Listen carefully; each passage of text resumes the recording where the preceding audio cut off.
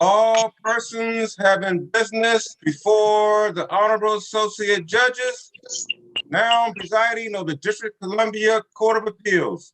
Draw near and give your attention. God save the United States and this honorable court. This honorable court is now in session. Please come to order. Thank you. Good morning. We have three cases on the calendar this morning. The first case is number 19 CF 464, Stephen Wilson versus United States. Counsel, you may proceed. Thank you. Good morning. May it please the court. My name is Cecily Baskier on behalf of appellant Stephen Wilson. I'd like to reserve 2 minutes for rebuttal. And I'd like to begin this morning with the claim of right defense instruction. Mr. Wilson was entitled to a claim of right instruction with respect to every offense where the jury was asked, did he intend to steal or commit a theft? Because this court can't say that the failure to give that instruction was harmless, the court should reverse his convictions for burglary, conspiracy to commit burglary, and kidnapping. The government does not argue on appeal that the defense claim of right defense doesn't extend as a matter of law to those offenses or to someone who is standing in the shoes of the person with the lawful right to the property. Instead, it addresses each of those offenses and argues that on the facts here, the defense doesn't apply and that in any event, the error was harmless. But the government is wrong for a few reasons. First, the fact that Mr. Wilson and his associates may have taken some of Henderson's property from his apartment does not negate the claim of right defense. For example, with the boots. And starting with the burglary and conspiracy to commit burglary offenses, because I think it's fairly clear there, the point in time where the court is looking to see what is there an intent to steal is either the point when the agreement is made to enter the apartment or the point of entry into the apartment. And a jury looking at the evidence in the light most favorable to Mr. Wilson here could find that there was no intent to take more than Ms. Ahmed's property at either of those points in time. Given the circumstances of this case, are you saying, Ms. Baskier, that we cannot assess the intent of the defendant before he entered based on what happened after he entered? You're saying? No, Your Honor.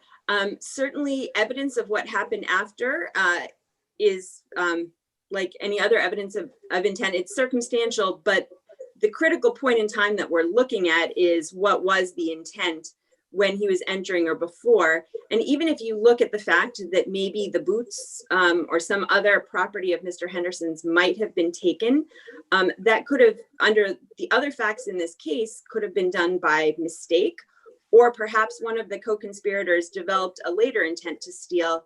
But given the amount of evidence showing that the only intent at the time of entry or before was to reclaim her property, the fact that here something else may have gotten mixed into it is not enough to negate entirely to the defense. And I think like the gun that he took with him when he entered. So I think the gun, Your Honor, when we're viewing the evidence in light most favorable to Mr. Wilson, which is the lens that we look through for whether, for a jury instruction, in defense jury instruction, a reasonable jury could find that there was not, in fact, a gun. And so again, when we're looking through this lens, the jury could find that he entered without a gun and without any intent to take more property than belonged to Ms. Ahmed at that point in time.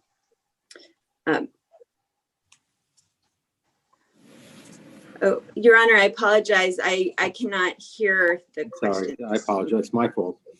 I take it that even if he entered with a gun, even if the jury found that he entered with a gun and had a gun and intended to enter with a gun, that doesn't necessarily negate the intent of right claim.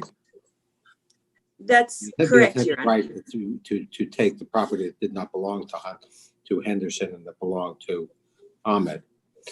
The government did give or the court did give a jury instruction on the theory of the defense. Where does that jury instruction play into this question?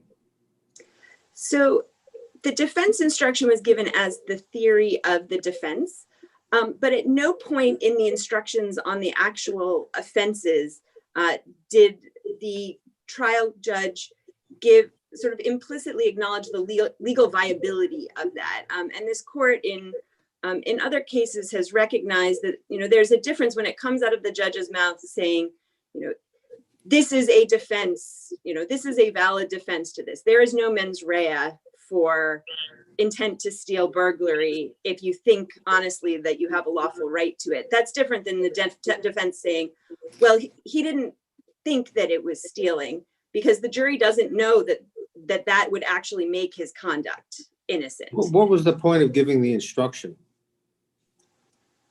The point of giving the defense theory instruction? The defense theory instruction. If this is not a theory of defense, which is to say, in effect, ladies and gentlemen, if you believe this, then Mr. Wilson has a defense, then what is the point of it? I think, Your Honor, the difference is that the jury isn't told in hearing that it's a defense theory, is not told this is actually legally viable.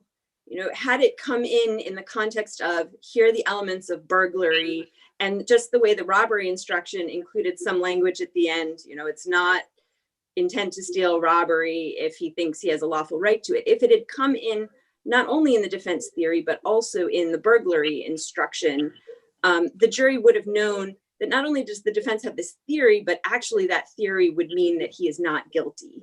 They're given more guidance, I suppose, also as Yes. to how to apply the theory to the elements of defense. But didn't the instruction on robbery or the offenses that were necessary to make out a claim of burglary, didn't those have an intent element that would have told the jury what it needed to know about that? So, Your Honor, in the robbery, I mean, if you hear that robbery involves trying to take away property belonging to another, doesn't the notion that you thought it belonged rightfully to you or the person on whose behalf you were acting, doesn't that negate it, such that the failure to give the claim of right instruction was harmless? No, Your Honor, and that's because the language in the robbery instruction was specific to robbery. And in the burglary instruction, it just says, it's burglary if you enter with an intent to steal or to assault. And there's no clarification there for the jury that we're talking about the same thing as in the robbery offense. So we who have gone through jury instructions and case law many times may recognize we're talking about the same intent, the same mens rea for those different offenses. But the jury, as lay people, rely on the instruction from the judge. And when it comes to burglary, and by extension, the conspiracy to commit burglary, the jury wasn't told that intent to steal there is the same thing as what was being discussed in the robbery instruction. Now, do I recall correctly that Mr. Wilson was acquitted of the robbery? Yes, Your Honor. So that suggests that, since he clearly used force and violence, that suggests that the jury acquitted him because it did not find that he intended to steal. Is that a fair inference? No, Your Honor, not in this case. It could be why the jury acquitted, but we don't know why the jury acquitted on robbery. It could have also been that it recognized, given Mr. Henderson's very frail physical state, that the property of his that was taken, these boots, may have been in another room and not within his immediate actual possession. So we don't know the reason why the jury actually acquitted on robbery. It could have been an accepted claim of right defense, or it might have found another element of robbery that it didn't think was. What I was wondering is whether, one way to look at it, perhaps, is that the error, if it was an error, in failing to give the claim of right instruction was harmless, because the jury most likely convicted him of burglary and of conspiracy on account of the assaultive behavior and the intent to assault existing at the time of entry. How do you respond to that? So I think that is the argument that the government relies on. And I think that it fails here because we don't know the basis for the jury. Maybe the jury did acquit on robbery for exactly that reason. But it's, I think, analogous to the kind of situation where the jury is given two alternate theories of liability. One of them turns out to be improper, and the court can't be sure that the actual general verdict wasn't based on what turned out to be innocent conduct. So even though maybe the jury did convict based on the intent to assault theory, we don't know, especially looking in the light most favorable to Mr. Wilson, that is why they convicted him of burglary and conspiracy. And they might have convicted him of that because they thought, well, if he goes in with an intent to take any property, even if he thinks that there's a lawful right to it because Ms. Ahmed gave him permission and asked him to do it, that's still burglary. And I think the jury instructions on the conspiracy to commit burglary charge add to that ambiguity and potential confusion for the jury, because there it says he's charged with conspiracy to commit burglary, but then it's all about the taking of property. And it doesn't say the taking of property that there was no lawful right to, it's just taking of property. And so the jury very well could have convicted him based on innocent conduct. And since the court just can't be 100% sure that it was one theory of liability versus the other, it needs to reverse those convictions. There was One a of- kidnapping conviction too, is that correct? Yes, Your Honor. How does all that you've been saying affect that conviction? So Your Honor, it's basically the same argument, although slightly closer case and slightly less clear. The jury here was instructed that to find kidnapping, it had to find that Mr. Wilson held or detained Mr. Henderson for the purpose of committing theft. And the language for purpose of committing theft is essentially the same as intent to steal. And so, again, the court here can't be sure that the jury did not base that kidnapping conviction on the belief that he was committing theft because it thought theft included Ms. Ahmed's property. So it's sort of one more inferential step, but it comes to the same problem and the same harm here because of that element of the kidnapping. And Was the jury told that to find kidnapping, they had to find that the defendant held Mr. Henderson for the purpose of committing theft? That was part of the instruction, Your Honor. It said purpose of committing theft or assault or obstruction of justice. The jury was also then instructed, well, they don't have to find that he was held or detained for an unlawful purpose. And I think that goes to some of the problematic breadth of the kidnapping statute here, because on the one hand, the jury's being told, find that it was held for the purpose of this unlawful thing, or this unlawful thing. And then that completely loses meaning with the other part of the instruction that says, Right. I didn't look back at that instruction because what I had in mind was some unlawful purpose. They were not given that option, some other unlawful purpose? No, it was specifically purpose of committing theft or for purpose of assault or obstructing justice were the three that were itemized. And so the jury could have based its assessment on kidnapping on this belief that a theft was committed, even if it thought that the theft was the taking of property that Mr. Wilson believed he had a right to take from Ms. Ahmed from the property.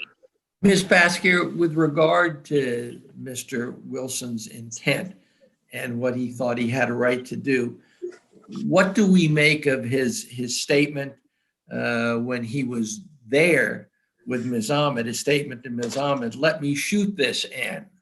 And then she discourages from doing that. She says, no, don't shoot him.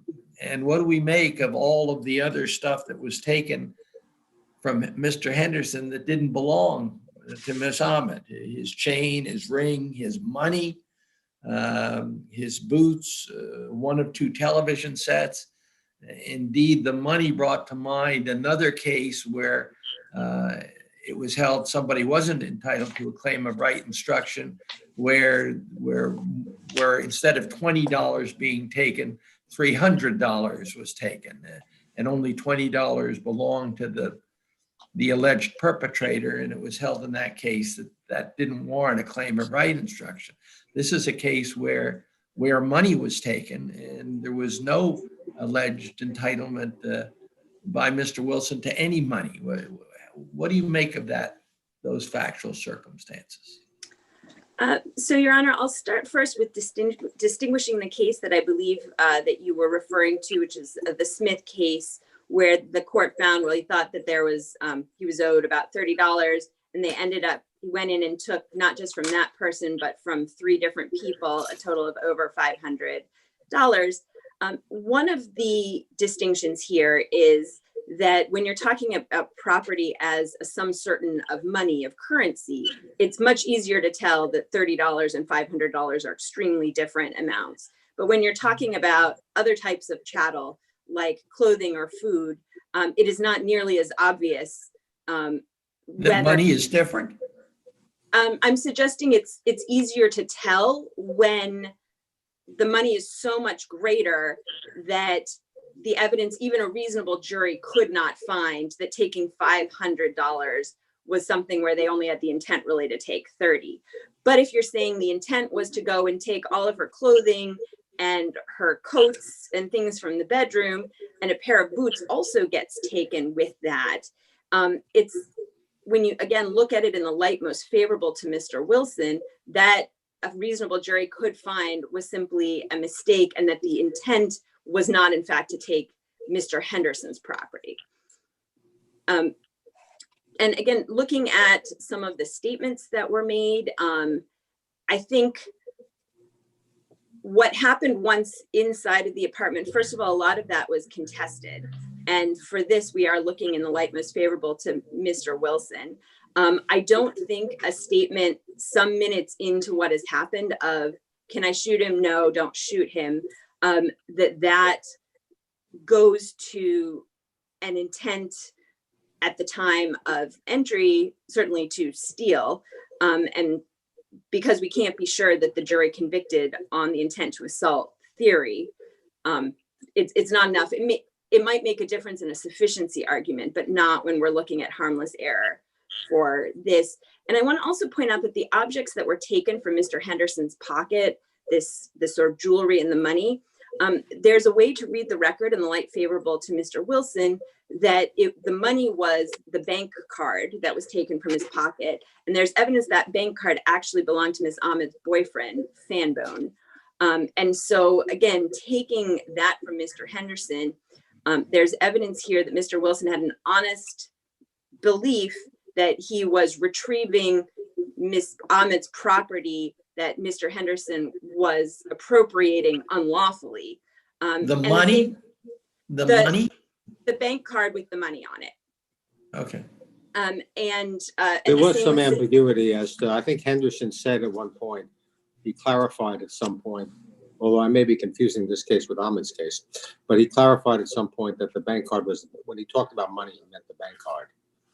Yeah, I believe that's so, Your Honor, but I also am not 100% sure right now which of those cases, but at some point it may, at some point he did clarify that, and the jury could also reasonably view that the jewelry did not belong to Mr. Henderson either, particularly with the evidence about how much money he was spending regularly on drugs and how much money he was getting through his Social Security payments.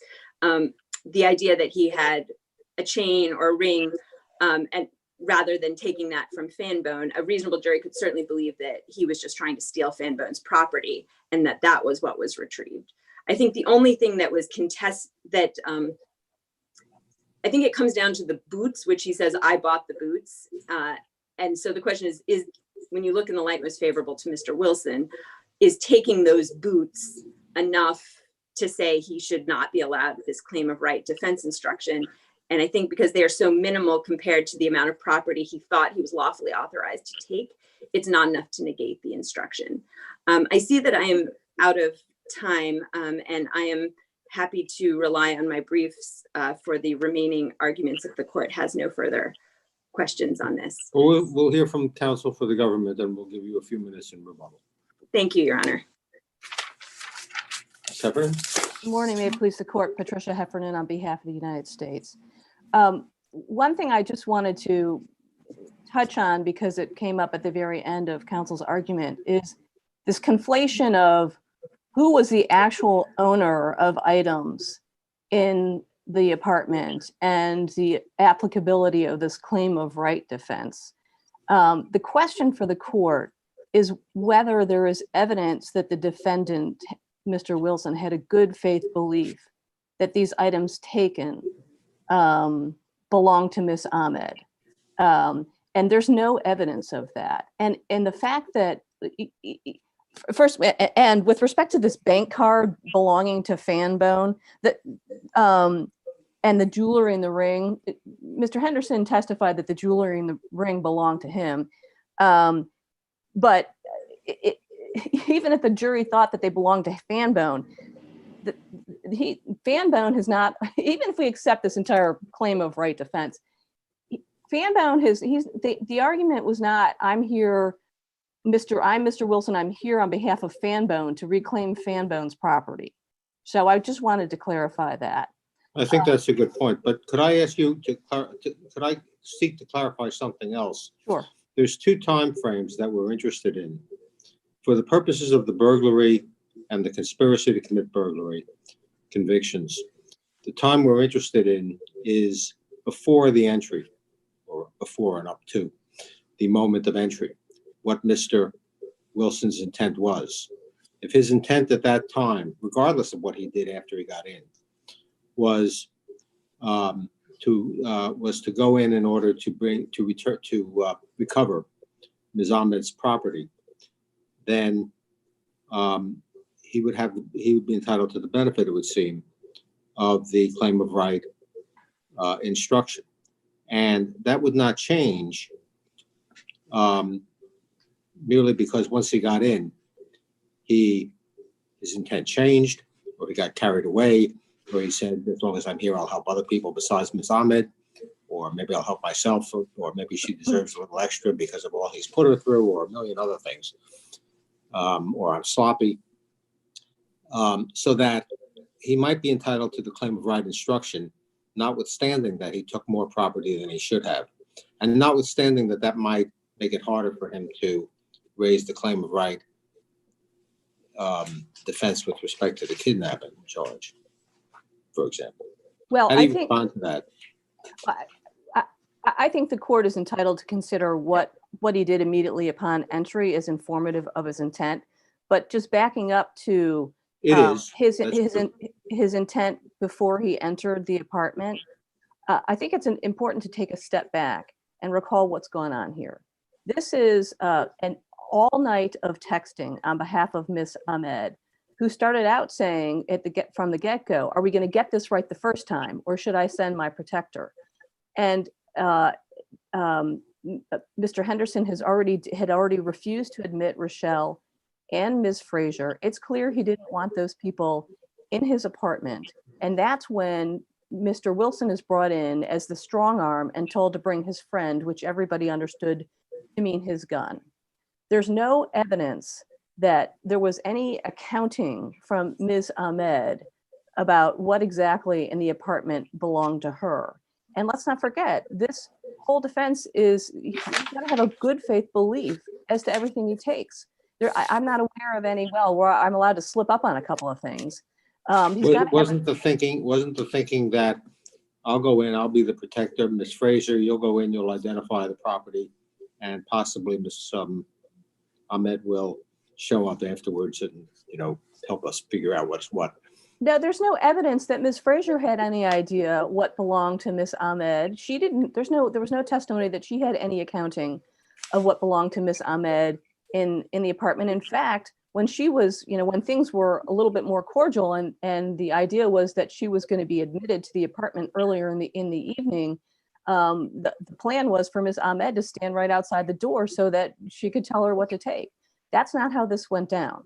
By the time they've been denied entry twice and temperatures have flared and the defendant is brought in, they realize that this isn't going to be a peaceable recovery of items. It's that the ship is, I was going to say the ship has left the barn and confuse a bunch of metaphors, but anyway, things have escalated, and it's quite clear that this isn't going to be a peaceable recovery. We're now on to Plan B, and Plan B is they're standing in the hall. He's got his gun out. They get him to open the door by a ruse. They get the boyfriend, Larry Kimbrough, to knock and say that he wants to get some stuff out of the apartment. And that's why Henderson opens the door. And as Henderson opens the door, the defendant shoves everybody, and they all go falling into the apartment. So they've entered by a ruse and by force. And the first thing that happens is, and again, Miss Ahmed, she's still outside because Ms. Frazier testifies that Ahmed doesn't enter until she calls her on the phone and says, you can come in now. So they're moving. The first thing that happens is 2 phones are taken from Mr. Henderson that according to his testimony belonged to him. He said they thought they got all my phones, but he had one hidden in the bedroom. So that's the first thing they do, is take his property. An appellant immediately hits Mr. Henderson in the face with a gun. And the other thing I want to point out is one thing Mr. Henderson has not had, there's no evidence of any accounting, that they're going in and they're just taking everything. But one thing everybody knows is Mr. Henderson is a decrepit 30-year drug addict. You've got 3 people entering this apartment. There is no need for a gun to control Mr. Henderson. That gun was there to teach Mr. Henderson a lesson. That tells the court exactly what was in the mind, what the intent of Mr. Wilson on entry. It was to assault Mr. Henderson, and they were going to take everything whatever they wanted to teach him a lesson. They immediately start yelling at him for being a snitch and for getting Fanbone locked up. And then appellant orders that Mr. Henderson's pockets be emptied. Now, Mr.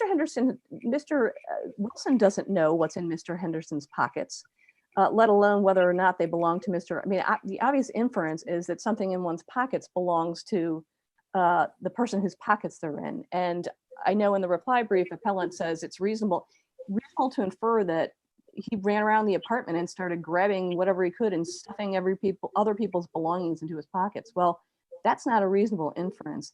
And Mr. Wilson certainly doesn't have any good faith belief that the items in his pants pockets belong to Ahmed. And then with respect to Judge Green, you brought up, I think, this notion of, he also said he would shoot Mr. Henderson. He referred to shooting Mr. Henderson twice.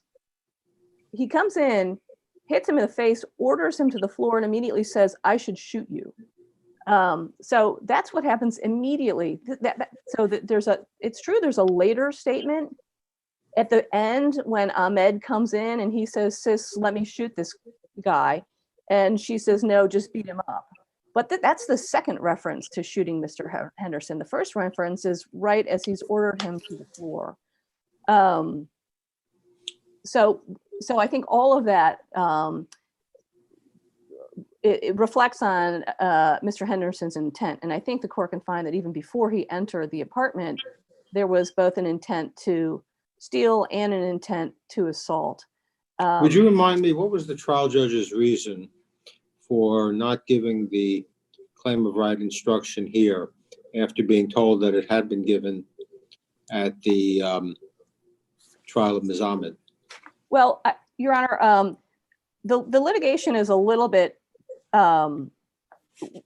it's far from perfect.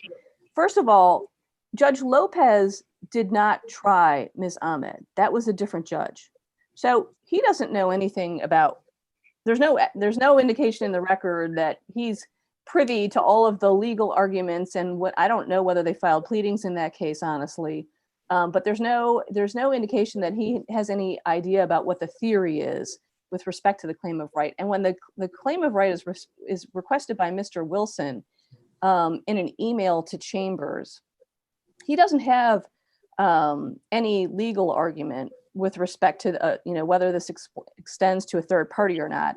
he just says, I'm going to try to find some cases, but common sense totally dictates giving these instructions.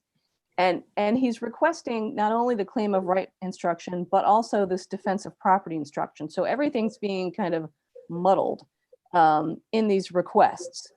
And these emails go back and forth. And then the next day, the judge says, finally the court, he analogizes, the Judge Lopez analogizes to self-help cases and eviction cases. And he says he doesn't think that Wilson stands in Ahmed's shoes. But he says, even if, basically it sounds like he's saying, given these negotiations, given the fact of the negotiations that didn't work out, at that point, he certainly doesn't have the right to go to self-help for the property. And then he says it would have been different if they'd been out on the street and she's struggling to get her things from Mr. Henderson, and Mr. Wilson came in and saw the struggle and helped step in to get the property. So that it's, everything was kind of all, he's rejecting all of these requests at once. And I think talking more about the defensive property and again, How important is it, do you think, if we're not satisfied with the judge's articulated rationale for I mean, obviously, your point in part is this really was not teed up very well for him, which I'm not dismissing. But I'm just wondering how important it is to us if we think that the judge's rationale, to the extent he articulated it, is really not quite on point. I don't think it's relevant at this point. I was explaining that because Your Honor asked me what the judge had to say. But at this point, the question for this court is, was he entitled to the instruction? The answer to that is no, because there was no evidence that he had a good faith belief as to these articles. And then moving on to harmlessness, I think it sounds as if counsel is saying we can never, because we can't be 100% sure, the court can never find harmlessness. And I don't think that's right. And I think it's pretty clear here that the jury, in acquitting of the robbery, there was just overwhelming evidence of an intent to assault. And that is served as the basis for the conviction, for the convictions that required an intent to assault. And I wanted to point out, the jury necessarily found he had a gun because it convicted of ADW gun. But it's not just that. The jury also convicted appellant of threats, and the only threats were threats to shoot Mr. Henderson. And so that absolutely bolsters the conclusion that the jury concluded that he had a gun. And the evidence of the intent to assault was overwhelming. Again, we've got a 3-on-1 situation with a guy who's mostly uses a wheelchair. Decrepit. It was Mr. Sergeant Sloan's description of him. They didn't need that gun. They brought that gun there to teach him a lesson, and they did. They, as soon as they entered by force, popped him in the head, and stood over him, threatening to shoot him, and made clear his anger by calling him a snitch. I mean, this was a revenge operation. And I think it's the verdict reflects that the jury certainly convicted, found an intent to assault. I can go on to address the sufficiency of the evidence, but I think it's our brief lays that out pretty clearly, unless the court has any questions. And I don't know whether my opponent is going to on rebuttal start talking about the other issues. So if the court has questions about the statements, I'd be happy to talk about them or to rely on our briefs. But I do one thing I wanted to point out for the court with respect to really the crucial statement in the case, which was Mr. Henderson's statement in the ambulance that he was hit with a gun. I wanted to point out that the medical, not only did all of those statements not come in for the truth of the matter, they were only admitted to evaluate credibility. The 911 statement did come in substantively. That was before the jury. And at page 5 of the medical records, which the court has before it and which were admitted as a defense exhibit at page 5, those statements also came in substantively, because on page 5, the medical records show that Mr. Henderson told his doctors, for purposes of receiving treatment, that he'd been hit in the face with a gun, and that was the injury they were treating. So the core statement that appellant is concerned with, which was not before the jury substantively, was cumulative of 2 other statements to the same effect that were before the jury substantively. So if the court were to find error, any error would be harmless. I sort of rushed through that because I know I'm out of time, and that was not addressed in opening argument. But if there are any further questions, I'd be happy to answer them. Otherwise, we'd ask that the judgment be affirmed. Okay. I don't think there's any further questions. Thank you. Ms. Basker, we'll give you 3 minutes for rebuttal. Thank you, Your Honor. I'd like to address a couple of points. First, in terms of the trial judge's ruling on the claim of right instruction, I think the record will show that it was in fact teed up clearly for the judge. It was the judge who muddled it. Both the written request and the oral colloquy shows that defense counsel clearly distinguished between the 2 defenses. Then turning to whether there was some claim of right as to Fanbone's property, it doesn't actually, I think, make a difference here that the bank card and some of these other items were Fanbone's rather than Ms. Ahmed's. What matters is whether Mr. Wilson had a bona fide belief that Ms. Ahmed had a legal right to the property. And the evidence here, again, it needs to be viewed in the light most favorable to Mr. Wilson here. The evidence is that there was a lot of conversation about all of the property that she was trying to get back, and that this was part of the property that she was trying to get back for her and for her boyfriend. So I think, and I'll also mention that the government in its brief never claimed that, oh, it must be theft if he's taking something that belongs to Fanbone in addition to Mr. Henderson. So that argument arguably is waived here. But what matters is— Well, let me ask, the government is basically saying, look, he had no good faith belief that when he went in there, he would know what property belonged to Miss Ahmed and what didn't. And when he goes in, he immediately looks in Mr. Henderson's pockets, takes things out. He takes two cell phones. Where is the connection? What was he told? What does the evidence show? He was told not simply that our mission is to recover her property, but more specifically, and when you go in there, you'll know what you're supposed to do. Because that seems to be part of what's necessary here if he's going to have a bona fide claim of right to when he enters. Yes, Your Honor. So I think part of the problem is when the government is talking about this evidence, it is consistently describing everything in a light most favorable to the government rather than the light most favorable to Mr. Wilson. And there's evidence from Ms. Frazier that the conversations that they were having in the van and that she was hearing what was being put in the text was that they were looking first, that they were very worried. They thought there was every chance Mr. Henderson would appropriate this property for himself to steal it for money for drugs, and that they were talking about the clothes, they were talking about the television, they were talking about the food. I think also viewing the evidence in the light most favorable to Mr. Wilson, even this calling him as a strong arm can also mean the person who is strong enough to carry the heavy television and the heavy baskets of food out of the apartment. There's evidence that the phones that were taken were not Henderson's, because the only evidence of him using a telephone with these texts, that phone he still had after this intrusion went on. And there's testimony that he was using Fanbone's phone in the intervening hours to talk to some of Fanbone's customers.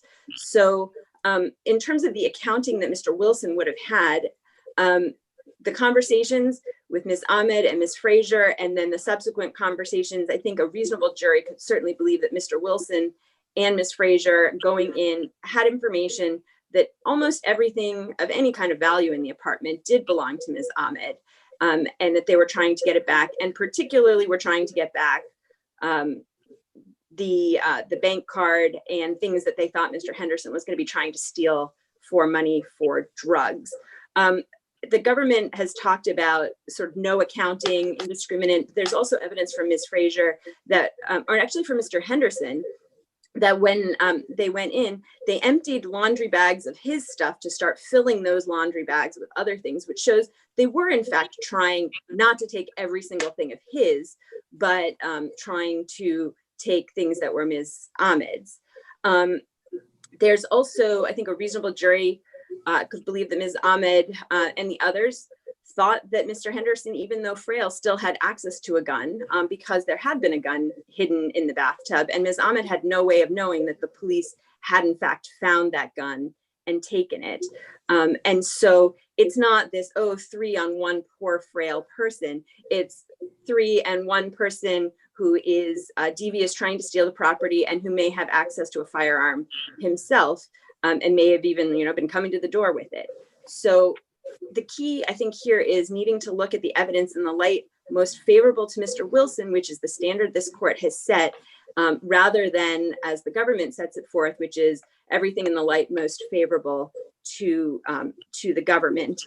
On the question of harmlessness, I think the court, and this was included in 28K letter submitted for Mr. Wilson on Friday, looking at the language in the Coghill case and also the Gilliam case, it says, in fact, yes, this court is supposed to look, can it be sure that they didn't convict on the improper basis when there are 2 alternative theories of liability presented? If the court can't be sure, then it needs to reverse them. And here, the court can't be sure of it because it could have come to these acquittals and to the other convictions, still believing that Mr. Wilson's conduct was unlawful where it in fact was innocent.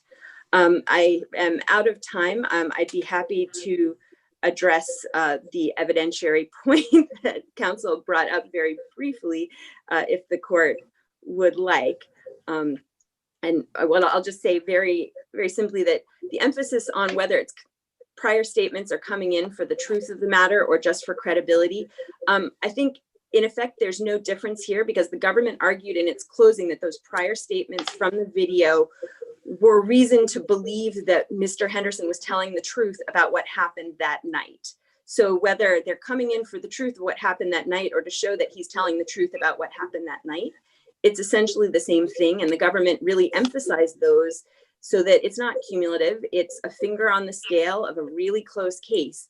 And any finger on that scale to make the jury think he's more truthful than not could have made a very big difference. So thank you, Your Honor. And we request that the court reverse all of Mr. Henderson's convictions. Thank you. Counsel, thank you both very much. The case is now submitted. And I'll let you both log out. We'll call the next case.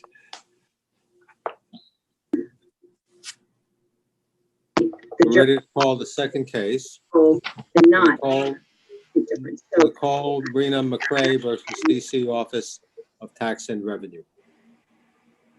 And I see, okay, here we go. I see counsel for the government. And Ms. McCray, are you on the line? Yes, I'm here. Good. Okay, we have called the case, and Ms. McCray, you may proceed. Huh? Hello? Yes, are you able to hear me? Now I am, yeah. That when they went in, they emptied laundry bags. I see what's happening. We're getting some feedback from the last argument. They were in fact trying not to take every single thing as his, but trying to Hey, Nicole, turn off the YouTube. Yeah, I Okay. just muted it. Okay, all right. Okay. Thank you. Ms. McCray, we've called the case. You may proceed.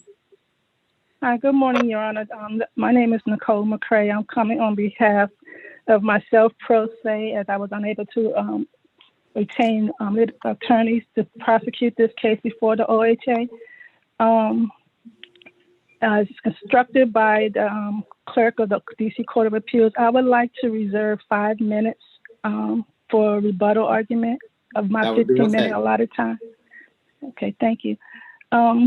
My case or my arguments before the DC Court of Appeals are that the District of Columbia Office of Administrative Hearings erred by holding that I lack the standing to file a petition before the District of Columbia Office of Administrative Hearings, that the District of Columbia Office of Administrative Hearings erred by holding that it lacked the jurisdiction to hear my protest of the District of Columbia Office of Tax Revenue's repeated actions against me.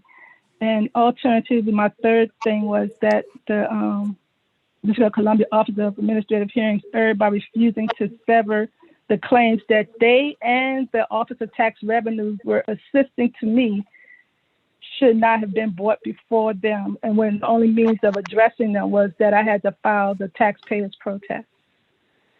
And beginning with my first argument, I relied on the DC Court of Appeals holding in the DC Court of Appeals case versus,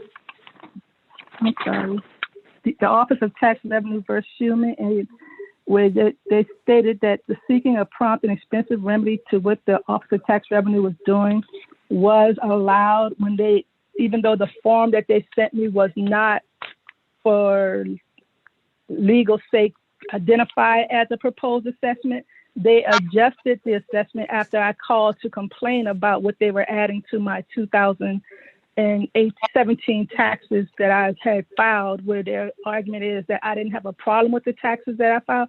And I did not have a problem with the taxes I filed, but when I called to make a payment plan on the taxes that I filed, they in turn added fees and penalties from the year before, saying that I never paid them, when in fact I had already paid them. And that's when I identified that I did have an argument in a case about that before the Superior Court. Ms. McCray, as I Yes, ma'am. understand it, the Office of Tax and Revenue eventually dropped its claims with respect to interest and penalties for 2016. And so 2016 was really no longer before OAH at the time you appeared before the ALJs. Is that correct? No, ma'am. By the time when I first called them, when I got the first letter to do the payment plan, that was before the due date of what I knew I owed for my taxes. And then by the time I was talking back and forth to different people at the Office of Tax and Revenue, they submitted to me the December 25th notice that I owed over $1,000. I understand, but my question goes to the status of things when you appeared before the administrative law judge at OAH. Yeah, there were two occasions, and I think at the first one, the attorney for OTR said that the notices about amounts due, penalties due for 2016 had been canceled. They conceded you did not owe those. And the same thing was said at the next conference that was held. And my question is, well, I'll just back up and say, and so it seems like 2016 and any penalties attached to it were no longer really live issues when you were in OAH. Do you disagree with that? And if so, why? Okay, yes, ma'am. I disagree with that contention because I would have never gotten to the OAH but for the fact that they were trying to tell me that I owed this, and they were relentless in saying that they weren't going to remove it. I filed my taxpayers protest in January. They didn't release that or admit it or reverse it or erase it until well into the proceedings before the OAH. So by me going to the OAH, that's when they relented on saying, you're going to pay this. I tried to get them to release it. I had no other alternative but to go to the OAH. And even while we were in the process of going to the OAH, they were refusing to reverse it. And when we finally got before the administrative judge, that's when he conceded and said that they were going to reverse it and put it to zero. But up until that time, I had no way of trying to get a remedy from them because they felt like they had the upper hand over me and they wouldn't Well, I hear guess it. the question is, what did you want the ALJ to do at that time with respect to 2016 and any penalties and interest? My question was assuming that there was nothing more the ALJ could do for you with respect to 2016 penalties and interest. Was there something the ALJ could do? But the issue that I'm having with the ALJ and their assessment of the fact that they said that they lacked the standing to hear my case based on the 2016 issue, the 2016 issue added to the 2017 taxes is what brought me before the ALJ. But then when he used that in the reverse to say, well, he should have never heard me in the first place because I didn't have an issue with the 2016. When I came to them, I did have an issue. But the fact that the Office of Tax and Revenue removed the issue did not moot the case of me having to come to the OAH in the first place because the Tax and Revenue Office refused to even try to meet me and understand what I was talking about. They didn't start listening to me until the judge or the administrative hearing came into play. I understand that you have a continuing issue that you want to raise with respect to your request that your claims about harassment and retaliation be severed and sent to the Superior Court, and we'll get to that. But I also want to ask whether there is any issue remaining with respect to 2017 taxes, penalties, interest. Yes, ma'am. There is an issue with that because, as I stated, when I tried to get the payment plan, there wasn't this great interest and penalty that has accrued since the administration of these hearings and the Office of Administration's hearing. And I asked the judge to take that into consideration because I'm seeking recourse judicially where I couldn't get help officially through the Office of Tax and Revenue. I'm also being penalized by having interest and penalties accrue against me. So I asked that a payment plan be set up that goes back to when I initially came to them based on my acknowledged fact that I did owe the amount of taxes that I filed with my tax returns. All right, go on. Ms. McCray? Yes, sir. Hi, I'm Judge Green. I'm sorry we don't have a chance to meet in person. Ms. I McCray, apologize. I had issues with my computer. What do you want this court to do with regard to your 2016 or 2017 taxes? What would be the best result for you? What do you want us to do? Considering my 2017 taxes, like I stated, I admit that I owed that amount of tax. I was asking this court for relief in the form of a payment plan without the added interest and penalties that accrued from the date of December 4th, when I initially contacted the Office of Tax and Revenue to set up a payment plan. And they alleged that I still owe for 2016 and refused to allow me to enter into a payment plan unless I admitted that I owed something that they knew I didn't owe. Okay, let me ask you this. I want to make sure I understand this. Are you claiming that some of the 2017 penalties were imposed on you because of the mistakes they made in 2016? In other words, that they're still charging you penalties for things that went wrong on your 2016 taxes? Or do you admit that everything charging you relates to 2017? On the 2016 issues, when I argued that they were over and they were too much, I eventually paid that bill when they demanded that I paid it, but then I filed a claim in the Superior Court. However, when I went to do my 2017 taxes and I tried to set up a penalty plan, their argument to me was that I didn't pay the 2016, even though they knew that I had already paid it and I had the issue in the Superior Court. They were trying to say, okay, after I contacted them on December 4th, they sent me a notice saying, you still owe us. And I said, this isn't true. I called them back and I said, I've paid you. This isn't true. We're in the Superior Court regarding the whole 2016 matter. So for you to come back and add money on top of what I admit that I owe for 2017, that's fraudulent and it's harassment and it's a form of retaliation. And they wouldn't admit that that wasn't true until we both got before the Office of Administrative Hearing Judge, and he said that, it's in the transcript. I can't remember what page, when he finally conceded that they made a mistake by adding that. But before I filed with the Office of Administrative Hearing, they didn't want to hear it. They kept saying I was going to pay it or I was going to be delinquent and they were going to keep incurring taxes. And I felt that was unfair, that I was forced into this route to address something that they could have clearly seen was an issue before we got to the judges. Okay, thank you. Thank you, Your Honor. Now on to, I guess, the part where the severing is concerned. I felt like, based on the fact that this case mirrors, like I stated, the DC Superior Court case for 2016 taxes, where I also alleged that this was a form of harassment and retaliation. And in that case, the Office of Tax and Revenue filed a motion that was granted to sever those cases, alleging that the non-tax issues didn't have jurisdiction in the tax division. And the tax division agreed with the Office of Tax and Revenue and severed those taxes, and it was also certified by a chief judge, and the taxes were transferred to the civil division. So when I got before the administrative hearing judge on the first and the second hearing, that's when the Office of Tax and Revenue brought that up to the administrative judge, and the administrative judge agreed with him that they didn't have jurisdiction to hear that. And that's when I argued, well, sir, where was I supposed to go? Because this is an issue that substantially mirrors what's the issue that's in the Superior Court.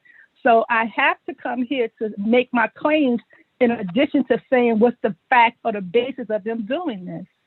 And then when he got into the whole thing, well, I understand what you're saying, but you have critical material information that I have not, do not have the jurisdiction to make a decision on.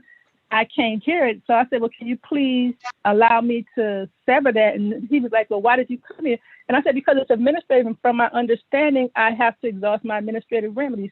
And he stated orally and then in his decision that his dismissal would not prejudice me to make my claims later. However, after those hearings and in their motion to dismiss, the Office of Tax and Revenue asked him to dismiss with prejudice all of the claims.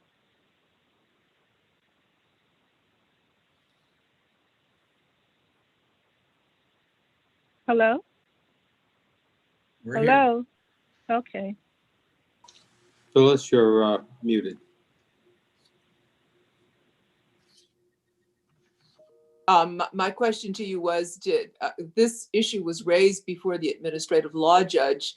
Did he not say to you on the record that there would be no prejudice to your raising those claims because he was not making a decision on the merits and merely saying that he did not have jurisdiction to consider those claims? What you said was that OTR asked for a dismissal with prejudice. He did not grant a dismissal with prejudice as to those claims, did he? No, sir. The judge, he didn't even address the claims of dismissal with prejudice. His decision just stated that he didn't have jurisdiction to hear me. He didn't address it. He said it would be, his dismissal doesn't have any merit or anything like that. But for me, it was unclear what his decision was because he never formulated or articulated an argument that I was free to go on to the Superior Court. And was there anything that kept you from going to the Superior Court yourself to make those claims? The DC statute that once I come to the Office of Administrative Hearing, I'm precluded from bringing any matter related to that taxpayers protest to the Superior Court. And that any ruling that the Office of Administrative Hearings would state regarding all of my issues that were in that taxpayer proposed, the taxpayers protest would be bound by whatever the law, administrative law judge stated regarding that matter. You thought that because you were precluded from raising your tax claims before the tax division of the Superior Court, you could not bring your retaliation and harassment claims before the civil division. Is that what you're saying? That's what they argued. That's what the Office of Tax and Revenue argued. They even in their opposition and before the judge, that once I come into the Office of Administrative Hearings, I'm bound and everything else is waived. And that's what they said. The statute said that once I come there, I can't go to the Superior Court. It's not that I thought that. That's what I was repeatedly told and directed to as far as statutes, that once you go to one venue, you can't go to the other venue. And that's what I stated to the judge. Once I started down this road, I had to continue down this road until this situation is conclusively finished. I don't see anything in the statute that says once they identify different issues, I can take that. And that's when I asked the judge, well, since I can't on my own just go there and take what you're saying and say, here's Superior Court, can you officially release me so that I can do that? And he refused to do that. And that's when I brought up the different arguments as far as when there's nothing in the rules that allows a judge to do that, they can look to the Superior Court rules for guidance. And Superior Court rules that I've reverted back to with the Office of Tax and Revenue use to successfully have a sever, that he can use it too. And he didn't want to hear that argument. I didn't feel that I could go there by myself and say, hey, this is what I feel like doing once I went to the Office of Administrative Hearings. And he didn't give me release to do that. So I didn't feel like I thought that I would be out of bounds with the court if I did that. Ms. McCray, if we denied before this court the relief you're seeking, but without prejudice to your going back to the Superior Court and filing the claims you believe you have there, would that meet your concerns?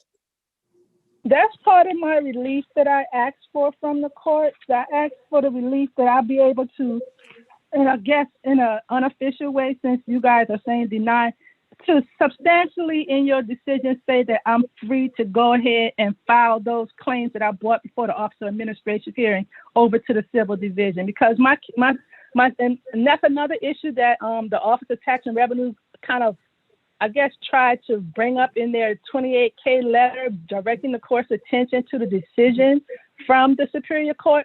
But the Superior Court severed non-tax issues are still before, the tax division severed issues for non-tax claims are still before the Civil Division. I'm still trying to get them to put those claims on the docket. The Civil Division is fighting me tooth and nail from them having to be in compliance with 2 judicial orders and the clerk from the tax division directing them to docket it. But I want to attach these claims of non-tax issues before the Office of Administration to my claims that are still pending in the Superior Court. And that would be a relief that I'm seeking from the judge. Again, my relief would be to have a payment plan without all these issues that have been accruing, or this interest and penalties that have been accruing since December 4th. When I told the Office of Tax and Revenue that they were wrong and they didn't want to hear it, only admitting once we got before the Office of Administrative Hearing judge, oh yes, sir, we're sorry, that was wrong. And then my other relief is to be free from any penalties legally that I'm out of order doing something, so that I can file all the issues that I brought up before the Office of Administrative Hearing regarding the retaliation and the harassment for their fraud, and attach it to the claims that I have from my Superior Division or Tax Division separate non-tax claim that's in the Civil Division at the Superior Court. Just to be clear, I know that your position is that your case in Superior Court was wrongly rejected. I think you sent us a notice about a case being filed in error, for example. Is there actually a case that is pending right now, either in the Tax Division or in the Civil Division? Yes, ma'am. The Civil Division has the severed non-tax claims, but for whatever reason, they're refusing to docket them. On August well, that's the 10th, reason for my question. What you sent us said that the case was filed in error or docketed in error. And so that's it looks what they like did. they're... I don't Yes, know I why they understand. did that. They did it. That's contrary to the orders. The But August that's the 14th case that you say is pending. Is that correct?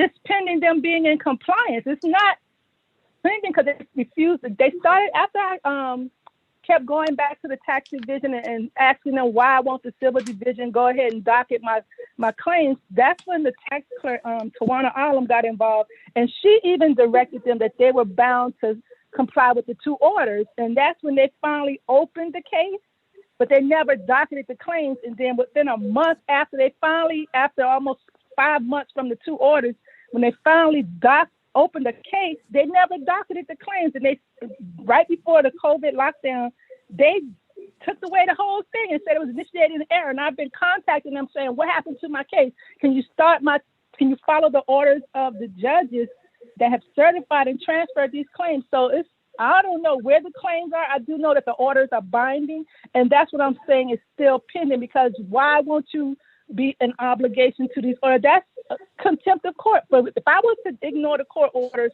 I would be in civil and criminal contempt of court. I don't think the Superior Court has a ability to ignore its own court orders from its own judges at my distress or at my detriment, because I can't do nothing about it because I don't have an attorney. So there is still an issue pending because they won't address it, but the issue is still pending. And that's what I want to tax these non-tax issues as identified by the Office of Administrative Hearing and the Office of Tax Revenue. Thank you. Thank you, ma'am. Yes, thank you, Ms. McCray. Let us hear from counsel for the district, the Office of Tax and Revenue, and see what he has to say. Mr. McKay? Thank you, Your Honor. May it please the court, I'm James McKay, and I represent the Office of Tax and Revenue, otherwise known as OTR. The administrative law judge correctly dismissed Ms. McCray's tax protest for lack of jurisdiction. The jurisdiction of the Office of Administrative Hearings over tax disputes is limited to tax protests filed under 474312, which for income tax disputes is limited to protest over assessments of any deficiencies in the tax due under Chapter 18, the income tax chapter, or any interest or penalties thereon. There was no deficiency from Ms. McCray's 2017 taxes because the tax imposed by Chapter 18 did not exceed the amount shown in her tax return. It was the same, $618. Because there was no deficiency, the Office of Tax and Revenue could not have issued a proposed assessment of income tax deficiencies under 474312. Therefore, the Office of Administrative Hearings lacked jurisdiction, and the administrative law judge properly dismissed the case. In addition, there is really no remaining controversy over Ms. McCray's taxes. She filed a notice of proposed assessment of her 2017 liability based entirely on the fact that it included a balance from the 2016 liability. That's Appendix 11 to 13. But any issue regarding her 2016 liability was resolved when at the very start of the hearing before the ALJ, the Office of Tax Revenue, told her that it had reduced her liability for her 2016 taxes to zero, her balance to zero. So her 2017 liability was not increased by any 2016 liability. Mr. McKay, so are you telling us that any liability she has for 2017 in terms of penalties or interest goes to only her 2017 taxes? None of those relate back to anything in 2016? That is correct, Your Honor. The Office of Tax and Revenue Assistant General Counsel represented at one of the status hearings that he had waived all the interest and penalties for 2016, and there was nothing left of any balance to 2016 on her 2017 taxes. And she's admitted she owed the taxes, interest, and penalties on her 2017 taxes. And the only problem is, I guess, finding the suitable payment plan, which she tried to enter into, and which OTR is still willing to enter into with her. Well, go ahead, Judge Green. Do you view the Schuman case as having any relevance to how we resolve this matter? Well, Your Honor, Schumann is distinguishable because in that case, the court made a point that the origin of the dispute was the underpayment of Schumann's 2004 taxes by $790.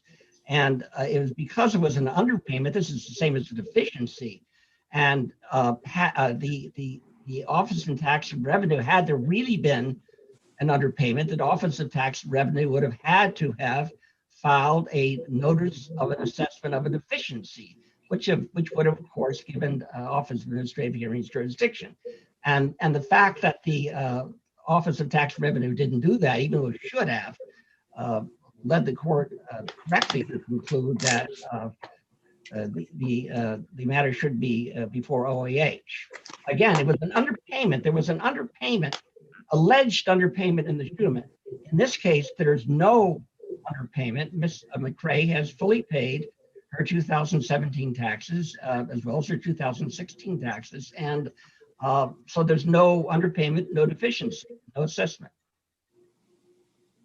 Okay. Well, part of Ms. McCrae's concern seems to be with respect to interest and penalties that have continued to accrue.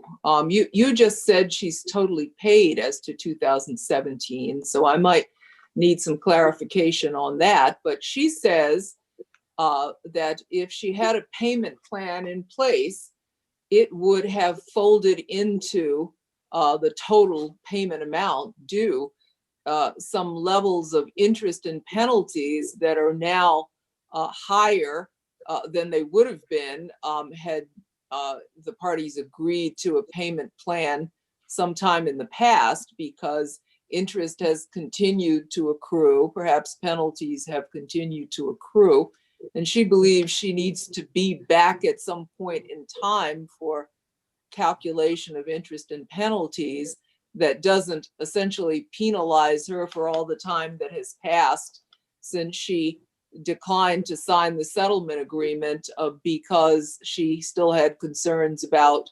her retaliation and harassment claims and her 2016 taxes and what had been said with respect to them.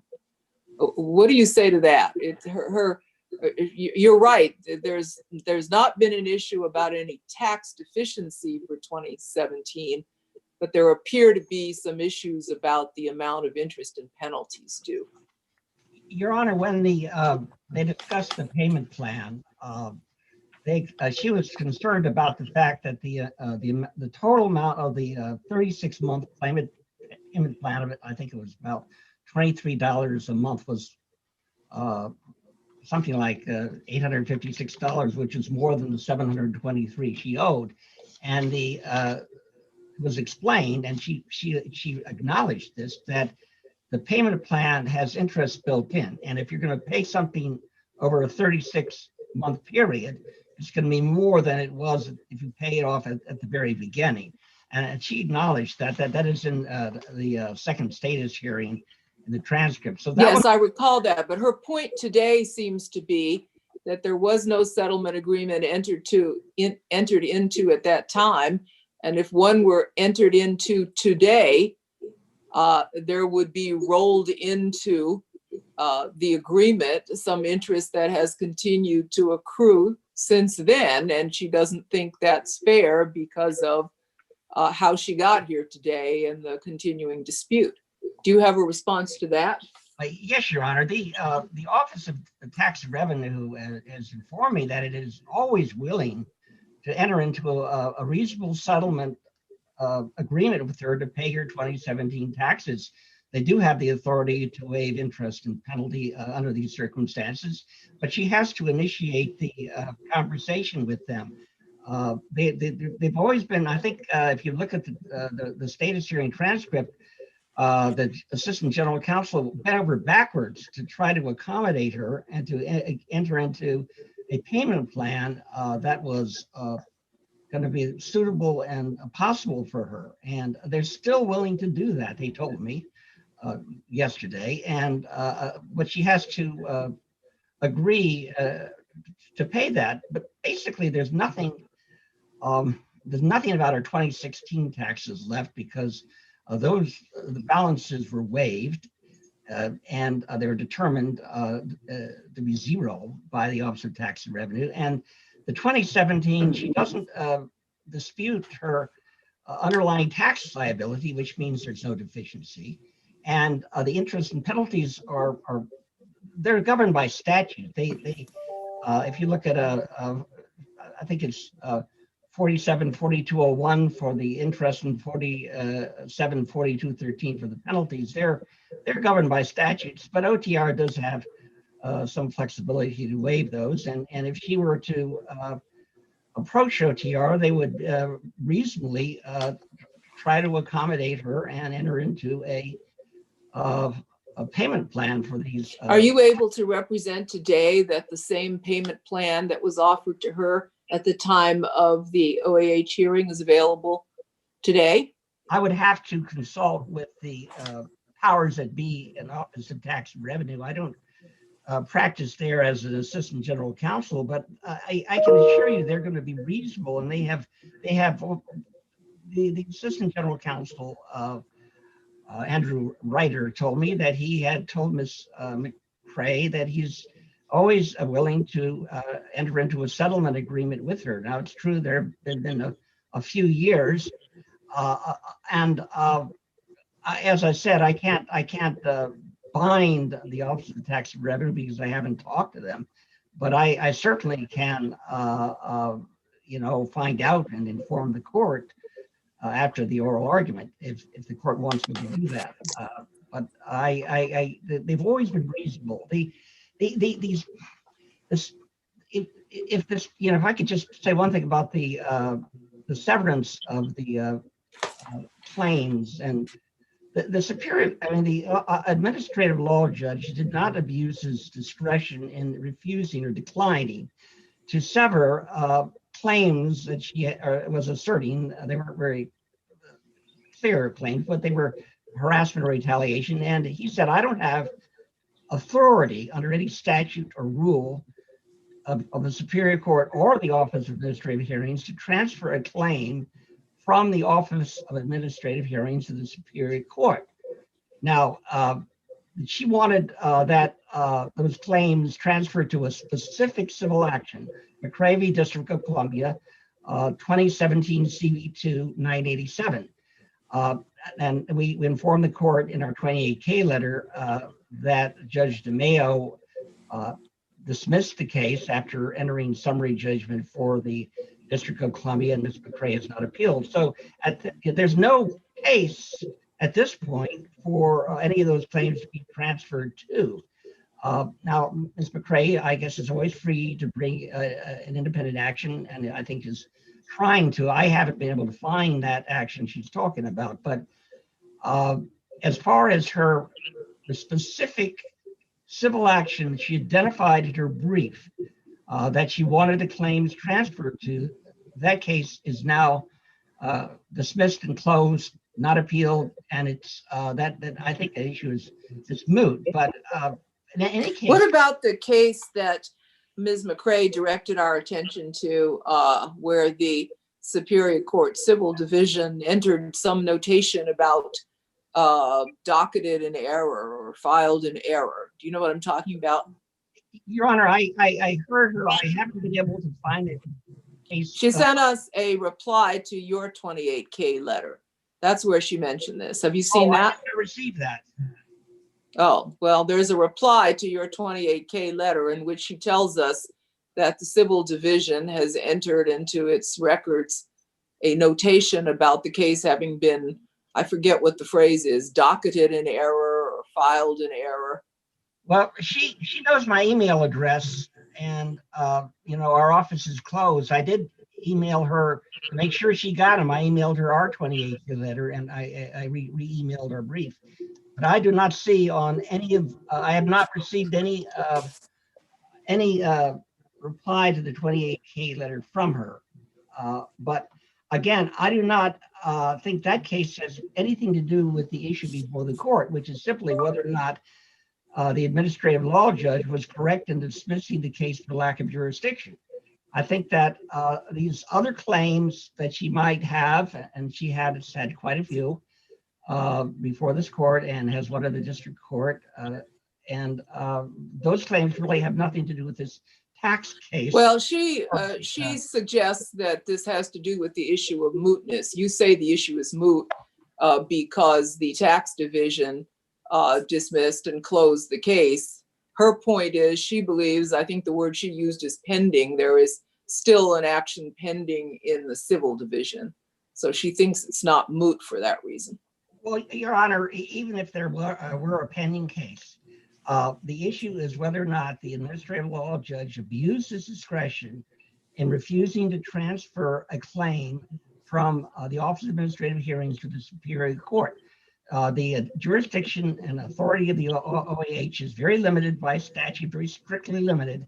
And she could point, there's absolutely no rule either that contemplates a transfer from the OAH to the Superior Court of any claim. And for that reason, I don't think the Office of the Administrative Law Judge, Starkey, abused his discretion in declining to transfer those claims to the Superior Court. Let me just ask you a different, more general question in the moment we have left here.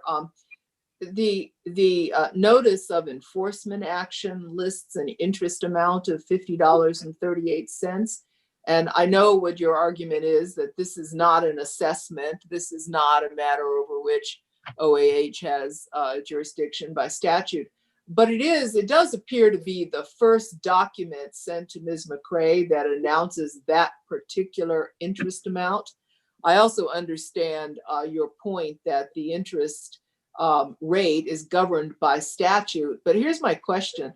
If a person gets a notice like this, and it's the first time she sees this stated interest amount, $50.38, and she thinks it's wrong, for example, because the statutory interest rate was calculated incorrectly, let's just say that, for example, how does she get that corrected? Is that something over which OAH would have jurisdiction? Your Honor, OAH would not have jurisdiction. The taxpayer, of course, should.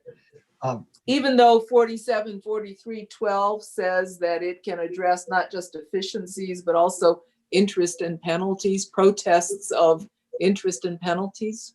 Your Honor, 474312 is an umbrella section.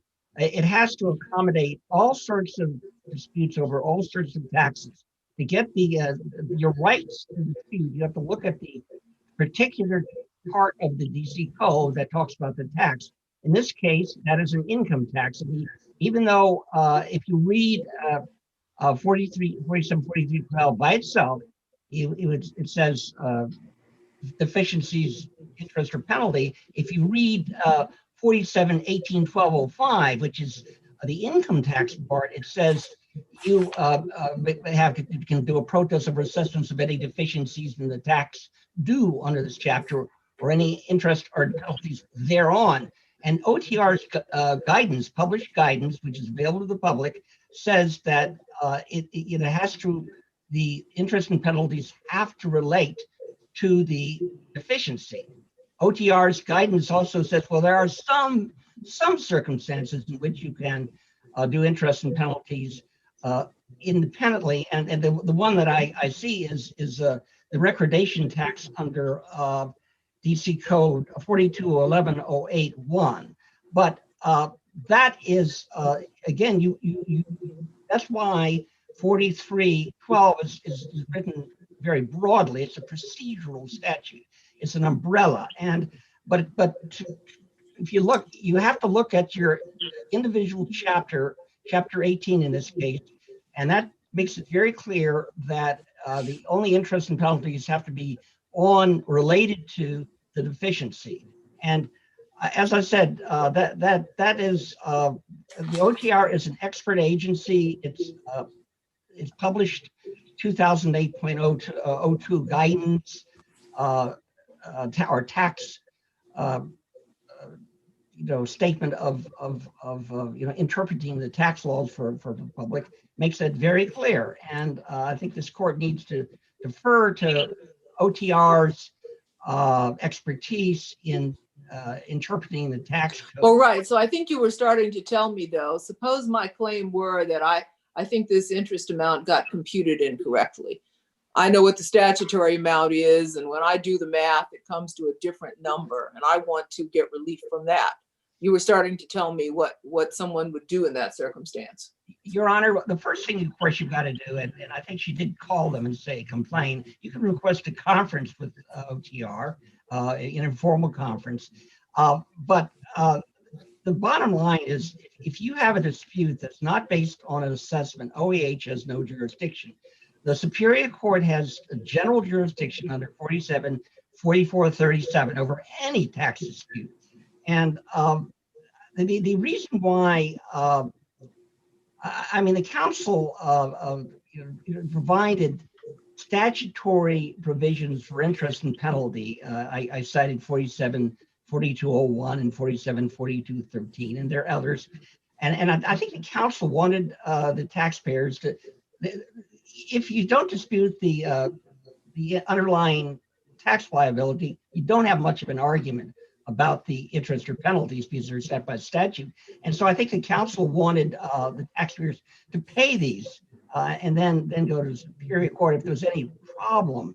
And again, because they're statutorily based, it's pretty hard to think what arguments you might have. Now, again, in this case, regarding your 2016 OTR voluntarily zeroed out the balances, and the taxpayers, I think the most efficient way is for the taxpayer to explain the situation to OTR, and if necessary, get a conference and have OTR resolve it. And only in it would be an extreme case where you'd have to go to the Superior Court. But again, I think it's a very rational system. OAH's jurisdiction is limited strictly by statute. It does not have the general jurisdiction of the Superior Court. And unless there's an assessment of a deficiency, OAH has no jurisdiction. And there was no assessment of a deficiency. There could not have been because there was no underpayment. Her return correctly reflected her liabilities. And as I said, the interest and penalty are mechanically applied by statute. And she does not dispute the tax liability for 2017.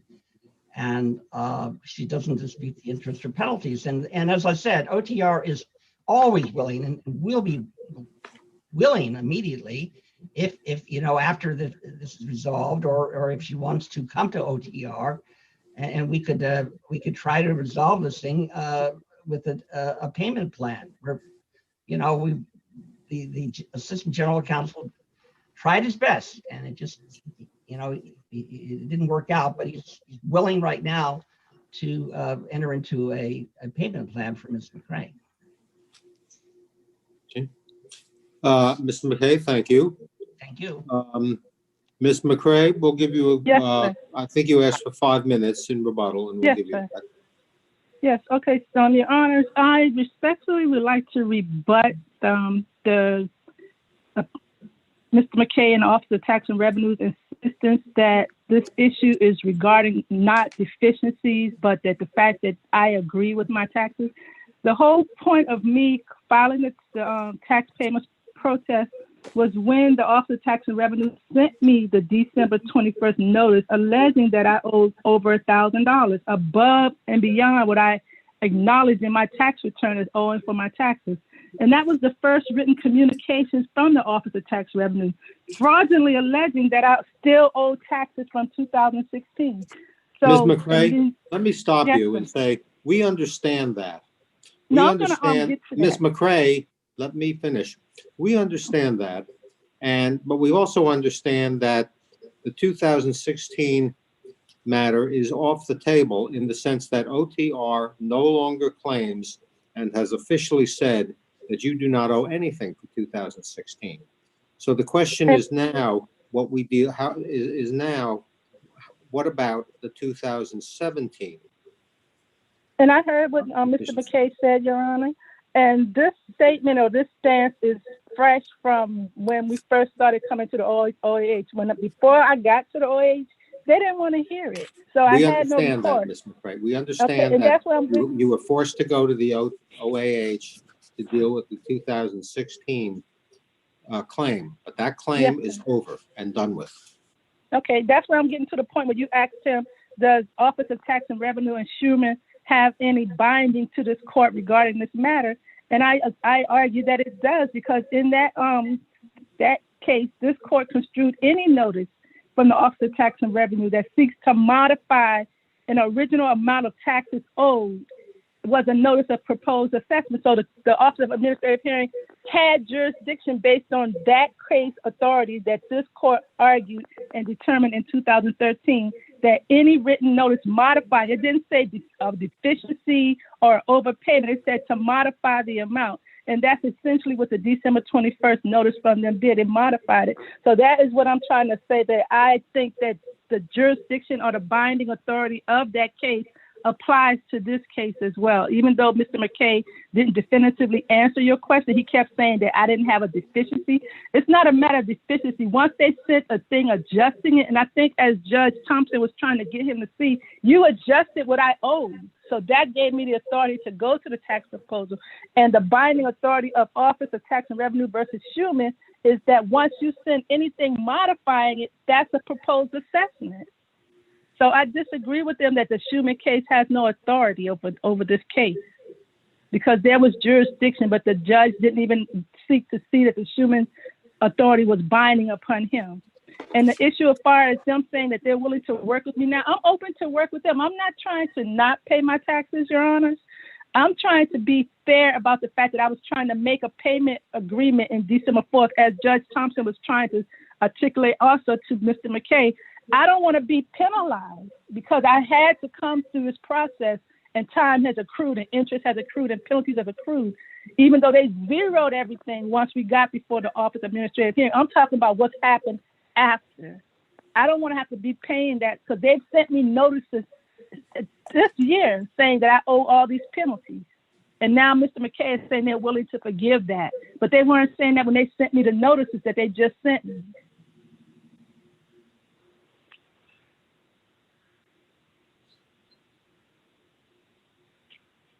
And as far as the sever and the motion to sever, my claims, as I stated and as I tried to articulate to you guys, I felt like once, according to the statute, once you go to the Office of Administrative Hearing, you don't have the liberty to have a parallel matter before the Superior Court. And I wanted to have some type of thing that I can use or have as protection if I just walk to the Superior Court and say, that judge over there at the Office of Administrative Hearing said I have to come over here. When that's not binding to them, it's the matter still before the Office of Administrative Hearings, because of statute, once I come into the Office of Administrative Hearing, I'm bound to stay at the Office of Administrative Hearing. Even though they're saying, oh, go over there and file it over there, by statute, I don't have that right. That's it, Your Honor.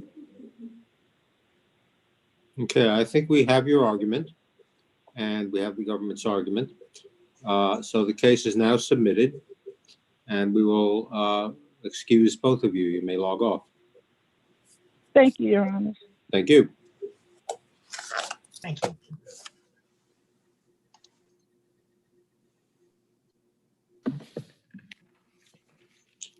We are ready to call the third appeal. It is 3 consolidated appeals. Barber versus DC Council on Selection and Tenure, consolidated with Good versus DC Council Commission on Selection and Tenure, and Hines versus DC Commission on Selection and Tenure. Council, you may proceed. Let me ask counsel for the petitioners or appellants how you are dividing up your time. Good morning, Judge Glickman. This is David Branch. I will take the first 8 minutes, and Mr. LaCar will have 8 minutes as well. Okay. And I'd like to reserve 2 minutes for rebuttal. Okay, and we'll be flexible on the time because we realize that this is a complicated matter, and there are those are very strict time limits, so we'll be a little bit flexible. You may proceed. Thank you. May it please the court, my name is David Branch. I represent the appellant Claudia Barber. There are three issues in this appeal from appellant Barber's perspective. And the first issue is whether the trial court lacked jurisdiction to review the decision of the cause. The overarching guiding principle is that there is a presumption of judicial reviewability. The court's decision in Martin v. District of Columbia courts made it clear that a trial court is permitted to review an administrative action by an agency. And in the Martin case, the agency was in fact the DC courts. That's the first issue. The second issue is whether Judge Williams was a de facto officer. And as the court is aware, de facto officer, the de facto officer doctrine generally refers to action taken due to a technical effect. There are two guiding cases on this particular issue. Of course, the first case is Fraud v. Kelly, and the second issue is Rand v. DC.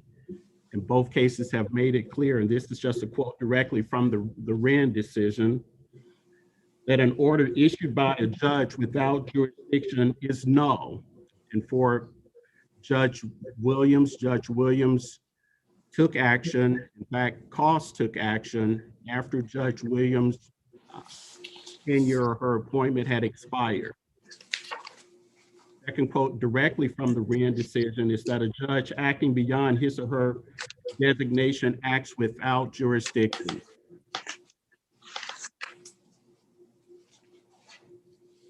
And the third issue on appeal, is whether the cause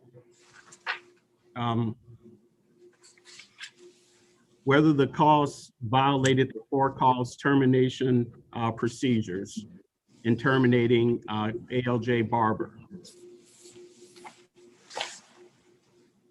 And ALJ Barber, the record establishes that ALJ Barber was terminated in violation of the for-cause termination procedures set forth by the policies guiding cause.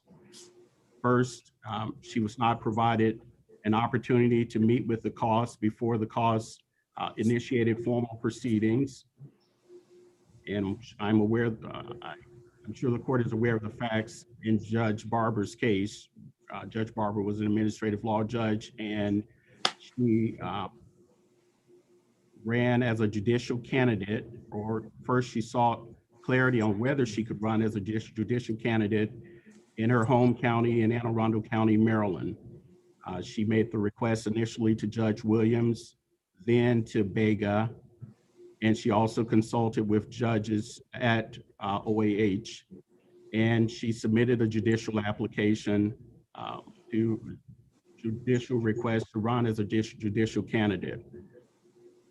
The reason why the first provision that we've cited here is so important for Judge Barber is before formal proceedings were initiated against Judge Barber, if she had been afforded a right to meet with the cause, this is an issue that could have been addressed. For example, if she met with the cause and the cause informed her that our reading of the Code of Ethics is that you are not permitted to run as a judicial candidate, and you either have the option of withdrawing your candidacy or facing some type of discipline by the cause.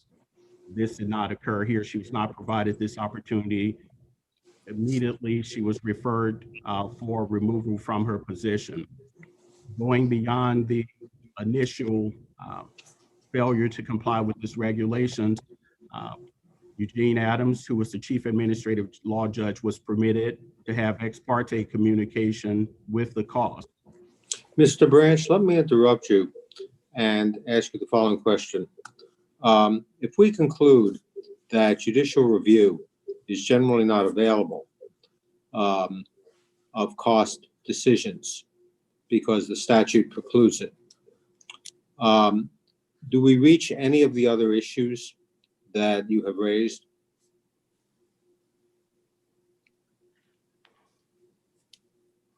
If the court's conclusion is that judicial review is not available, then it's our belief that, yes, the court does not reach the further issues raised. Let's focus a little bit on that issue, on that question of judicial reviewability, if you would. Put aside for a moment the scope of Martin. We have rather specific statutory language here that indicates that judicial review is not available, do we not? Your Honor, the statutory language is final authority, but that's the same language that was available, that was in the Martin case. Well, the statutory language here includes the statement that the cost has final authority over matters of removal, reappointment, and so forth. But that's not the only provision in the statute, is it? I mean, these are accepted employees, are they not? They are accepted employees, Your Honor, but And isn't there a provision that says that accepted employees do not, that judicial review is not available for accepted employees? a level of review is available for accepted employees, Your Honor. And even in this particular statute, there is a level of review available cited. For example, the statute specifically says that is available in the same manner as review for someone who's determined to be disabled. And that's by filing a petition or request for review with the Chief Justice of the Supreme Court. Well, that's a regulation, is it not? Well, it's in the same regulation. But that's the only, I mean, let me see if I understand you correctly before we get into this. You're referring to a regulation which says that no judicial review is available except beyond what is provided for judges of the Superior Court and the Court of Appeals who are found to be who are not who are found to be disabled or not approved for reappointment by the Judicial Disability and Tenure Commission. And the only available review there is a direct appeal to the Chief Justice of the United States Supreme Court. Is that right? Yes, so that's the provision. So that doesn't really help your client because she has not made a direct appeal to the Supreme Court, to the Chief Justice of the Supreme Court of the United States, right? Well, she did make a direct appeal on, just to note the appeal, but it was rejected. That's not in the record. Okay, so she did actually make that, but it was rejected. And the fact that that route is available does not mean judicial review in our court is available. So the way I'm thinking of this and what I'd like you to comment on is that we have a statute that says that employees of the DC government in your client's category do not have access to judicial review. And interestingly, there's a statute that says there's one exception to that. And that exception is for the chief judge of the Office of Administrative Hearings.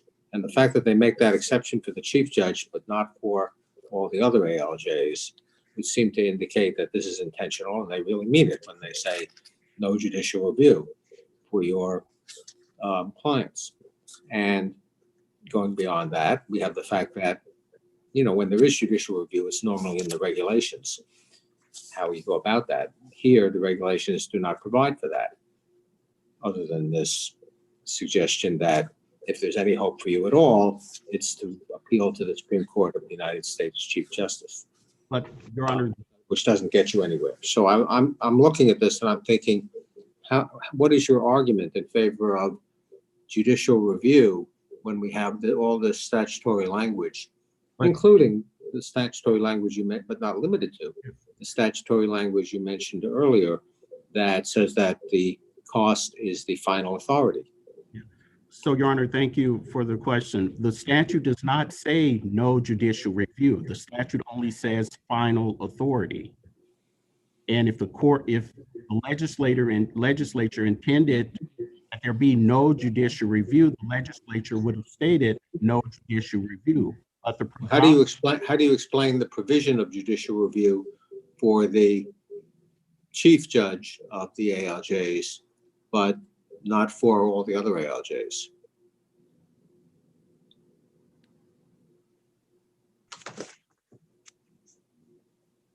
Your Honor, all I can say is the statute does not address the issue of judicial review for the ALJs. In the absence of specifically addressing the issue, there is a presumption of judicial reviewability. That's the common law. The only exception would be if it's stated somewhere in the statute that judicial reviewability is not afforded to for these employees. And even with accepted service employees, there is still review of the process. ALJs can only be reviewed for cause. And the suggestion that somehow that costs alone can determine whether it provides just the basic due process rights in processing a for-cause termination, that's an astounding reach of power. I mean, if that's the case, then we are going to have every agency coming in and saying, we're the final authority here, and there's no review. There's always review, and I thought this is what the court held in Martin, that there's always a level of review of whether an agency complies with its regulations and guidelines and taking action. And that's particularly true in this case where you have people making decisions who haven't been properly appointed. We don't have a properly constituted cause. And the board is taking actions such as having ex parte communications with the entity that's prosecuting the claim, as well as all of the other procedural issues, such as denying witnesses, denying not recording decisions in a normal manner, not complying with the Open Governments Act. There has to be some oversight, some option for review of a decision, removing an administrative judge, particularly when the statute does not address whether there's judicial reviewability. So I don't know how you and Mr. Lacard want to divide up your issues. I want to turn to the de facto officer, to your position with regard to the de facto officer issue. Is that something I should address with you, or should I address that with Mr. Lacard? How are you dividing up? Because obviously you've gone past 8 minutes. Oh, I'm sorry. Which is fine. I'm not criticizing you for that. Mr. Lacard and I have conferred. So whatever I don't address, he's going to address specifically. I see. Well, I'll give you a chance briefly to say, why is it that the de facto officer doctrine does not apply here in your view? This is not a technical defect. Excuse me? This is not a technical defect. This issue is addressed specifically in FRAD and in the Wren decision. If a judge is operating beyond the term date or the end date of the appointment, then the decision, any order issued by the judge is null. That's the holding of the FRAD decision and the Wren decision.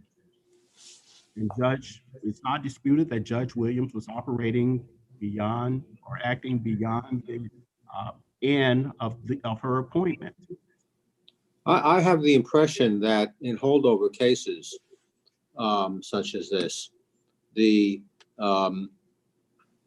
de facto officer doctrine has almost, maybe not 100%, but almost always been applied particularly where the issue was not properly raised before the agency in a timely fashion. Well, Your Honor, in terms of the issue being raised before the agency in a timely manner,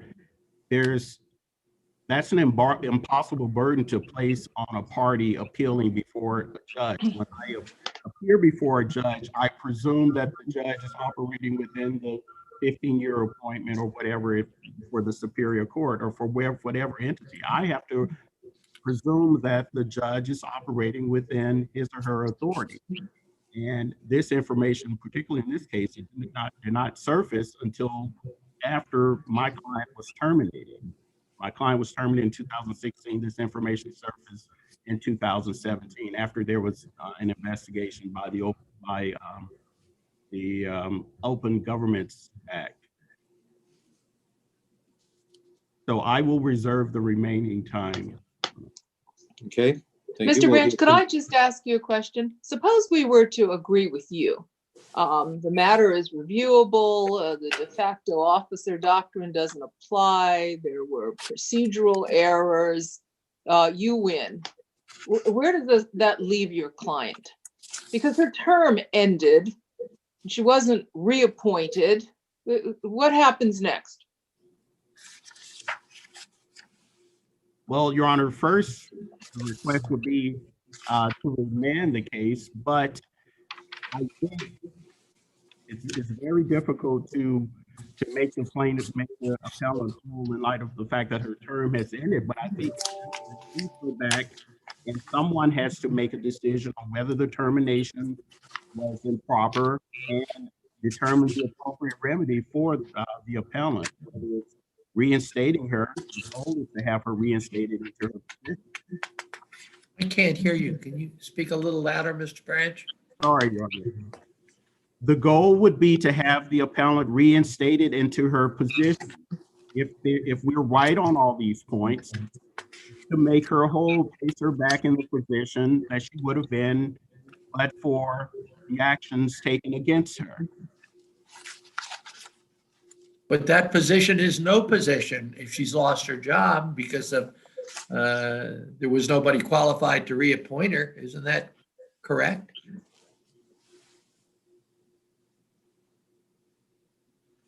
Your Honor, I think what it would require is having her appear back before the cause, a properly constituted cause, and making a determination on whether she should be reinstated to her position.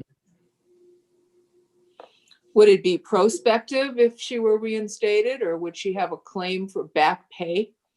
I believe she would have a claim for back pay if she were reinstated.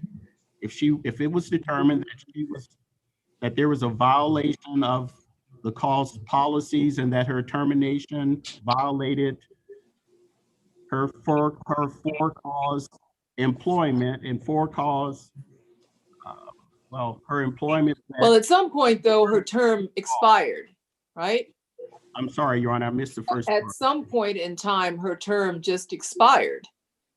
And so if there was no one who was lawfully able to appoint her, or if the body was not lawfully able to appoint her to another term,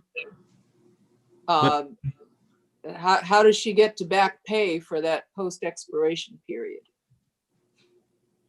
Your Honor, her term did expire, but the administrative judges are they are evaluated and they have their terms extended or they receive new terms.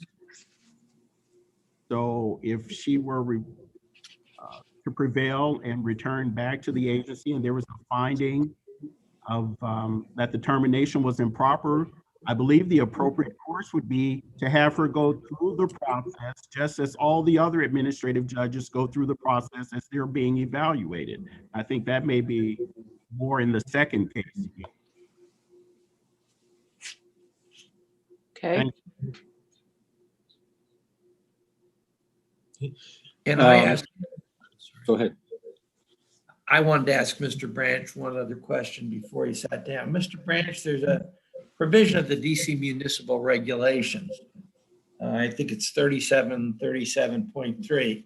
and it indicates that cost decisions removing an administrative law judge are reviewable, and I think I'm quoting here, only to the same extent as a decision of the District of Columbia Commission on Judicial Disabilities and Tenure, giving an evaluation of unqualified. And such a decision by that commission is not reviewable. Why isn't that dispositive here? Your Honor, that's not dispositive because there's a process that's afforded to appellants such as Appellant Barber if there's going to be a disciplinary removal. And we believe under the Martin decision that a court is permitted, there's a presumption of judicial review, and under the Martin decision that Judge Glickman authored, there's a presumption of judicial reviewability, and it extends unless it specifically states that review is limited or excluded for the employee. And this statute does not exclude reviewability of decisions to terminate or remove administrative judges. So your argument is you don't want to get me in trouble with Judge Glickman, is that right? No, I'm kidding. Thank you. Okay, let us hear from Mr. Lekar. We'll give you a few minutes in rebuttal, by the way, Mr. Branch. Thank May it you. please the court, I'm Steve Lekar, and I represent Appellant Hines and Good. I'd have asked 2 minutes for rebuttal. But given the ground that we've covered this morning and the buffet of issues, I'm going to try to address the questions that the court posed to the extent I feel necessary that some supplemental information might be helpful. Because what I want to do above all is get you to a point where at least 2 members of this panel, Judge Thompson and Judge Glickman, were felt in a case called District of Columbia versus American University. That's a case we cited in Hines' brief and Good's brief as a principal case. And I'm going to just read one sentence. It should really give you some comfort. In the end, insofar as reviewability is concerned, this case is no different from the host of challenges to district agency actions that we hear each year. Let me address, if you will, the specific question that you posed. Judge Green, you asked about that DC regulation, the cost regulation that says, oh, we're final to the extent, just like the Judicial Commission on Judicial Disabilities. Well, there's a case called American Presidents Lines versus McKay that we cited in our brief. If it's in our reply brief, it said, you know, agencies don't get to legislate. They don't get to go around the terms of the statute like this. If an agency could make its decisions unreviewable, well, there'll be a race to the bottom tomorrow. There won't be a DC agency in this city that won't promulgate a regulation to make its decisions unreviewable. They don't get to legislate. That's the purview of a city council. And in fact, there's, I think, a member of the panel, Judge Glickman, I believe you raised the question of the statutory language. You don't have to look any farther than a case called OPM versus Lindahl. That's the United I beg your pardon, which case? I'm talking a little too fast. I'm trying to conserve Sorry. time. You don't have to look too much farther, Your Honor, than a case called OPM, Office of Personnel Management versus Lindahl. That's cited in the Good brief and in the Hines brief. And with that, they had language there that said that the statute said that it was final for certain purposes. And what the Supreme Court said, that didn't preclude judicial review. Judge Thompson, you asked about statutory office holder. Well, you're talking about the accepted service. Our folks were statutory office holders. As statutory office holders, they had a right to a hearing. This is Martin. The purpose of Martin is to guarantee people a fair hearing. This wasn't a fair hearing. I mean, just good because we have a lot of information about the ex parte communications. From June 29th on, was a dead man walking. He didn't realize before he even had a chance to respond how they were talking about him behind his back. Judge Glickman, you asked about and I'll get back to that in a moment. You asked about de facto officer. I don't know if any member of this panel is a fan of Hilary Mantel or historical legal fiction, But if you're a fan of the 15th century, and she writes about Thomas Cromwell, who was actually a real life chancellor to Henry VIII, that's when the de facto officer doctrine came. And the DC Solicitor General's office said to the United States Court of Appeals across the street in the Wren case, that's an outmoded doctrine. It's outlived, it's out of favor, and it's outlived its time. We have an adjudicatory body here. We have three people making a decision on people's lives, reputations, and livelihood. And we had no idea that Judge Williams was never properly appointed. So that gets back to the question you raised, Judge Glickman. She's not only not a holdover, she's not only a holdover, she was never properly appointed in the first place. And she sat for 2.5 years after her appointment expired. They don't even try to defend the nunc-pro-tunc order, but they tried that purported to place her back on cost. And Judge Hines, at the time, she was denied reappointment. There was only one sitting member of the cost because Mr. Cooper, nobody's talked about him, his appointment had expired as well. What we have here are— How do you respond to the argument that these claims were forfeited because they were not raised before the before the cost? That's a fair argument to make. And let me suggest you take a look at the mortgage bankers case that Judge Ubell decided, mortgage bankers versus Carson, is cited in our reply brief. This is a simple question of law. It was Jess Good raised the issue of these people properly constituted. He raised it in a timely manner. Well, the letter he raised it in related only to Mr. Oken, Commissioner Oken. And in that letter, at the end, he suggested that the solution was simply for Mr. Oken to be properly appointed by the time the decision was made. And that actually happened.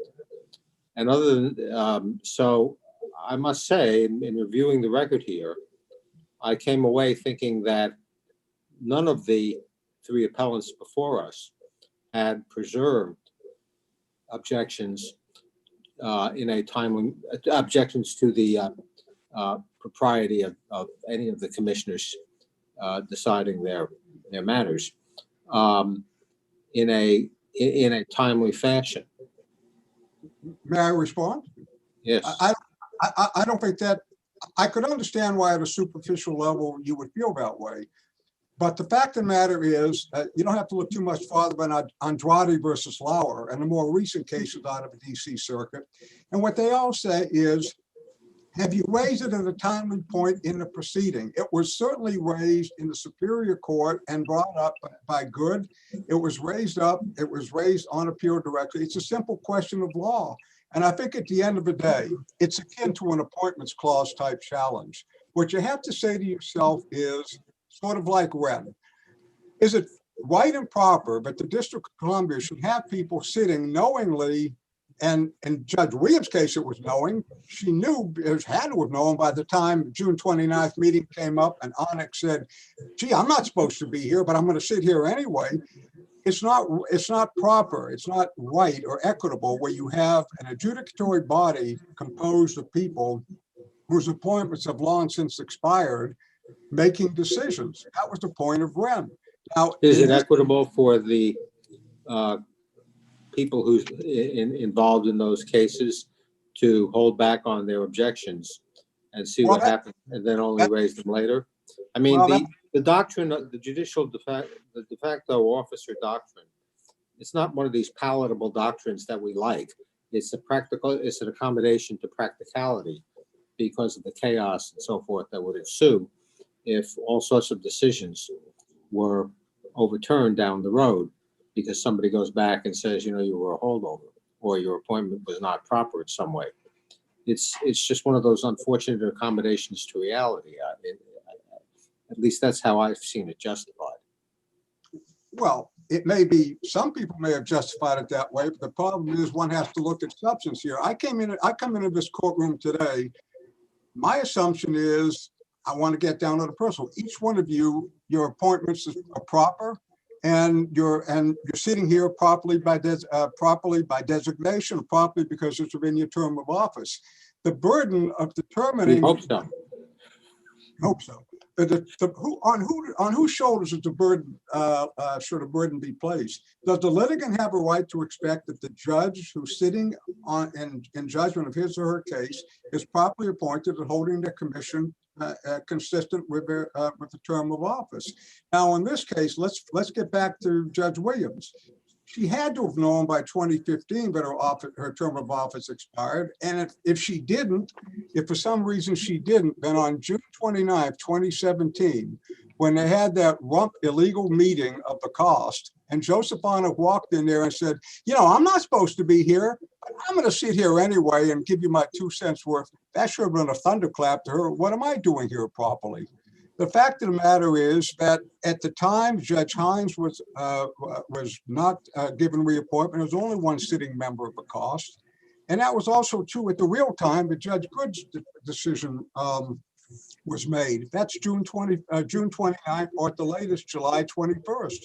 So, I mean, the fact of the matter is that the statute, I want to get on, if I could, to one other point. There's a case called Rider, R-I-D-E-R, Supreme Court case, deals with appointment clause challenges. And the Supreme Court has said appointment clauses challenges can be made on direct appeal.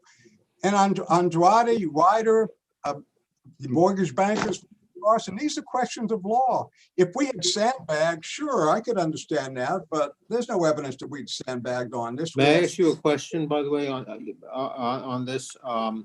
It's the same question I asked Mr. It's the same question I asked Mr. Branch. If we conclude that, in general, the statute precludes judicial review, do we get to these other issues? I'm afraid you don't. Although, because if you don't get to review it, if you decide that it's not reviewable, then you wouldn't get to review the ex parte behavior of the composition of the office. But there's no reason to conclude that.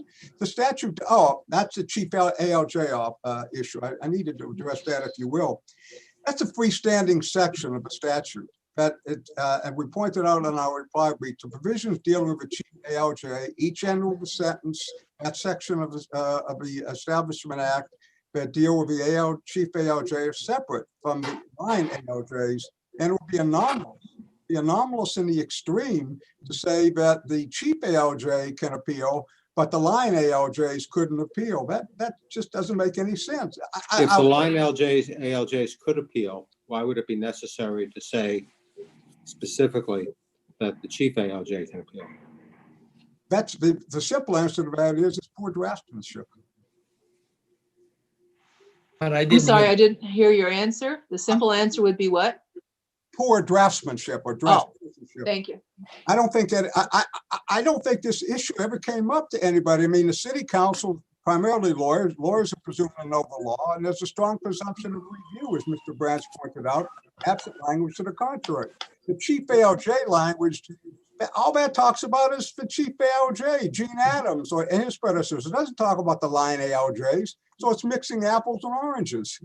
The fact of the matter is that it takes an awful lot to preclude judicial review. You don't have to look any farther than Simpson versus OHR or Judge Glickman, your decision, Housing Authority versus OHR and Martin, to see that the statute doesn't preclude review. The ALJ is not a clear, ALJ provision is not a clear sign that the city council intended to preclude judicial review. You know, I was going to talk about the are the ALJs accepted employees within the meaning of the statute? Yes, they're a subcategory. That's right. As you aptly point out, they're statutory office holders. So as statutory office holders, they get to have a hearing. That gets you back to your decision in Martin. Who's going to be there to ensure that the hearing was fair? This hearing wasn't fair. This was the drive-by shooting of Jess Good. It was, and I have every reason to believe that the sort of ex parte communications that polluted his hearing, his candidacy, happened in Judge Hines' case as well.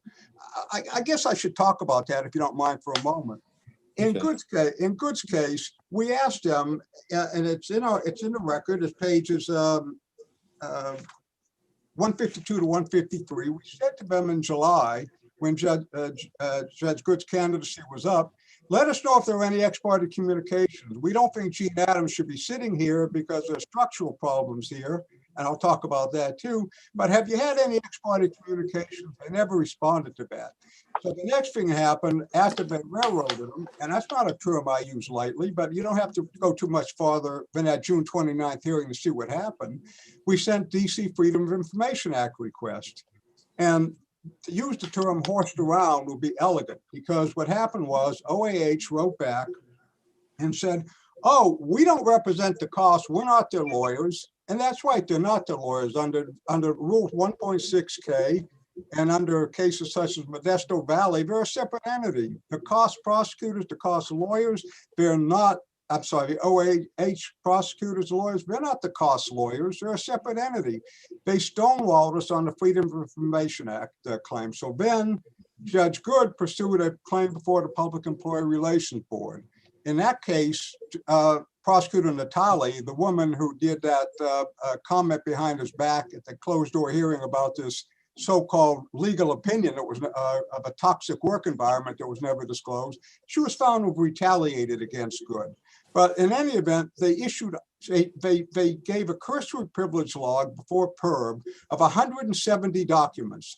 And all they said, the author, the date, and deliberative process to attorney-client privilege without specifying any of the bases for the attorney-client privilege or the deliberative process privilege. We asked the court below to deal with that. They didn't want to deal with that.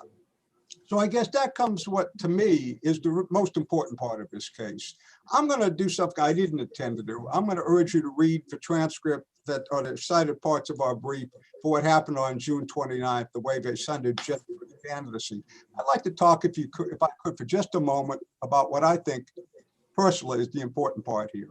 Because if you conclude that the remedy here is a remand, ultimately, Judge Thompson, I suppose it would be like any procedural due process case. You've got to have a fair hearing, and at the end of the day, if there's not a fair hearing, the person is entitled to be reinstated, subject to whatever the law provides as to the term of their reinstatement. I mean, if Good and Hines, and my clients, didn't have a fair hearing, they would have to be reinstated, because that's the burden falls on the government, not on my folks. The government has to provide a fair hearing. So what is it I want you to do on behalf of my clients? And I'm sure I'm also speaking for Mr. Branch. I'm asking this panel to retain jurisdiction. I'm also asking you to remand the case to one judge, preferably a judge by appointment of a DC Court of Appeals or by the chief judge, because there's as you're well aware, there's ex parte communications and pre-deliberation on the merits by the Superior Court judge who was involved in this case and who has previously been counseled about such behavior. What I want is one judge to administer 3 cases, with this court to retain jurisdiction, this panel to retain jurisdiction, and I want the government to be ordered to do what Judge Holman told him to do in my case, and Good. I wasn't Ms. Hines' representative below. There was no administrative record filed for her. I want him to be told to file an honest, full, and forthright record. And I want you to order them that they be ordered to list every single document that they claim is pre-decisional or attorney-client and the basis for it. And let the judge on remand decide whether to do in-camera review or decide whether they haven't substantiated it. But it's 6 years now. And the way they behaved in the Superior Court case that I had for Judge Good was to slow roll. They didn't file anything near an administrative record. Judge Holman's, the transcript is in my record. He called their behavior outrageous for what they did. Judge Pascal let them ended up where they didn't file an administrative record at all because she granted a motion to dismiss. But the motion to dismiss is valid. No, her decision wasn't well reasoned. I'm sorry to say that. That's also true of Judge Kravitz and the judge in Judge Hines' case. None of those reasons withstand careful scrutiny. Okay, let us hear from the government, and we will give you each, we will give both you and Mr. Branch a few minutes in rebuttal.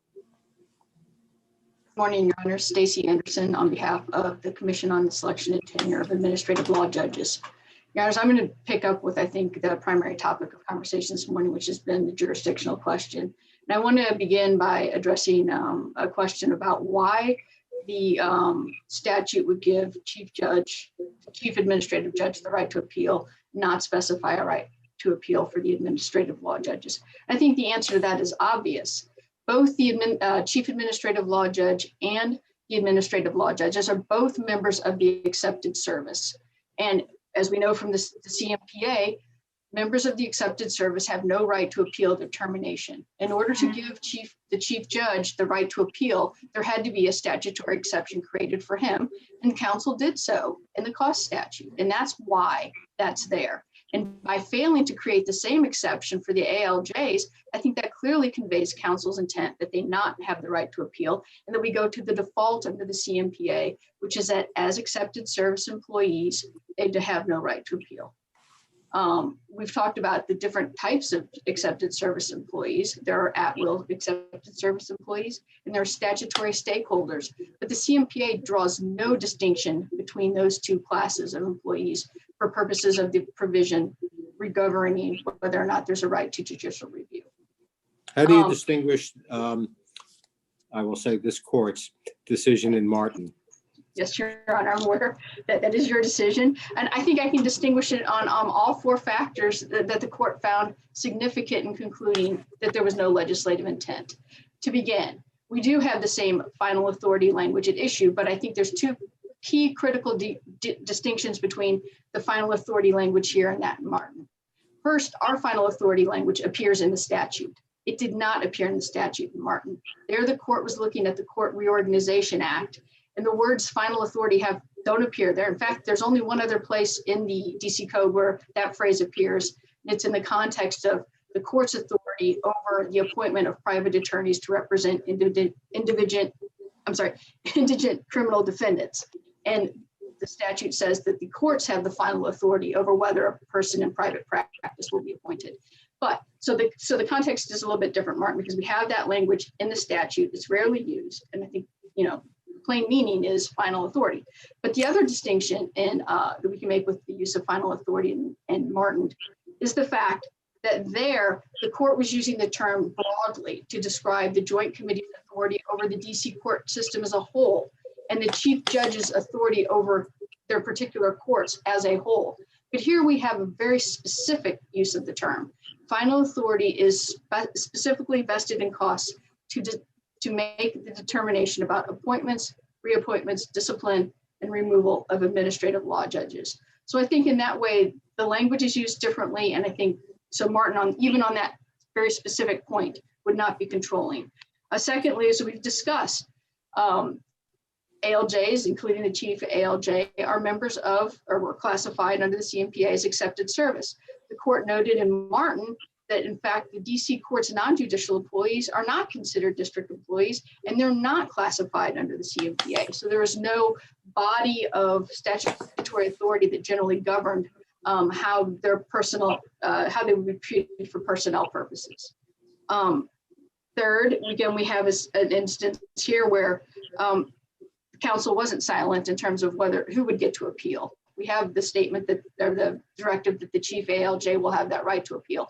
So council did express something with respect to appeals, and it limited to the chief ALJ. And I think it's correct to infer that that was a conscious choice on the part of the council. And again, to explain why they needed to make that choice, having classified the employees as in the accepted service.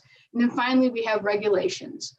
Again, in Martin, the court noted that the personnel policies, the Joint Committee in adopting those regulations were completely silent on the right to appeal. But here we have cost adopting regulations that underwent passive review by the council to specify that there's the only right to appeal is that which you would otherwise have if you had been determined to be unqualified as a judge. We know that there's no recognized right in those circumstances for judges to seek judicial review of the Tenure Commission's determination in that respect. So I think on each of the 4 points that Martin found significant and found lacking in the legislative record, we have answers here, and all of those answers point to an intent by the council to foreclose judicial review of ALJ personnel determinations made by cost.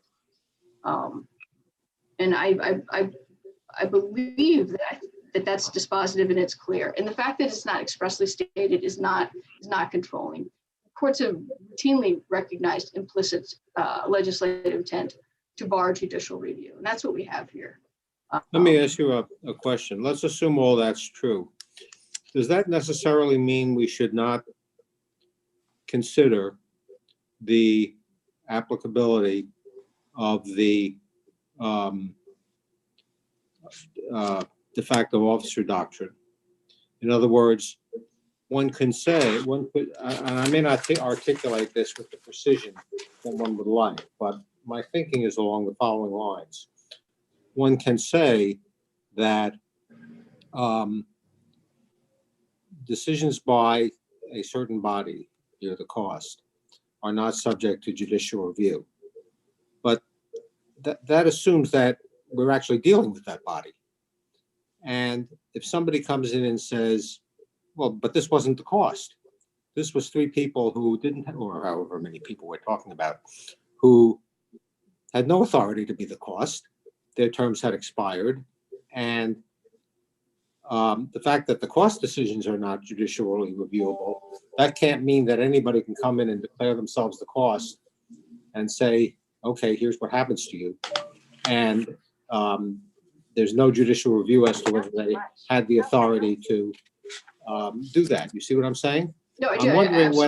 I'm wondering whether, in other words, the lack of judicial reviewability generally doesn't mean we at least need to say or need to inquire whether this was the cost that has the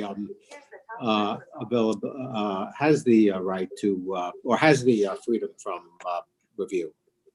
Correct, Your Honor. I think that, yeah, I absolutely understand what you're saying. I think that is a fair point. You would not be reviewing the cost decision. You would just simply be asking whether or not cost was the decision maker. I don't know. Right. So I don't know that, I hadn't thought about that. I'm not particularly opposed to that, I would say at this point. I think that argument has some force and makes some sense. Even if I had said it better. No, I think you said it great. So I totally understand what you're saying. And again, I hadn't thought about it from that perspective, but I do think that does make some sense, that you're not saying they couldn't reach the decision they made, and you're not saying we're looking at how they got to that decision. You're just simply asking the question of whether or not that was cost who made the decision. And again, I guess I could think of another example along those lines. What if, costs convened a criminal trial and convicted someone? I mean, that would be a different, right, exactly. Right, so same sort of scenario. You're not questioning the outcome, you're questioning whether they could have done it in the first place at all. So that, to me, that type of review does make some sense to me. So that brings us to the question of the applicability of the de facto officer doctrine. Certainly, and it's our view that it applies. It's our view this is the textbook case that the de facto officer doctrine was designed to address, and that's where you have validly appointed commissioners operating under a color of authority, a color of title, who have held over their positions beyond the expiration. That is what the de facto officer doctrine was designed to address, and it fits perfectly here because that's what we have.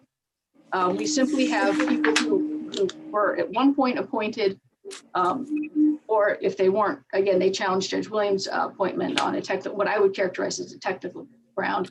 And unfortunately, I would have liked them to have raised this before the commission so that we would have had the benefit of the commission's opinion as to whether or not, in fact, the Superior Court's nominee must be ratified by the mayor, because that's not at all clear from the text of the Home Rule Act, which says that the mayor continues to have the authority of appointments for bodies that existed before January of 1975. And OAH was established. I beg your pardon? Long after that, in 2001. So there is a significant question there, but we don't have the benefit of Cost's interpretation of its statute, to which this court would owe deference because the appellants did not raise that issue below. But beyond that, though, I would say that. I'm sorry, I apologize. Go ahead. No, you're fine.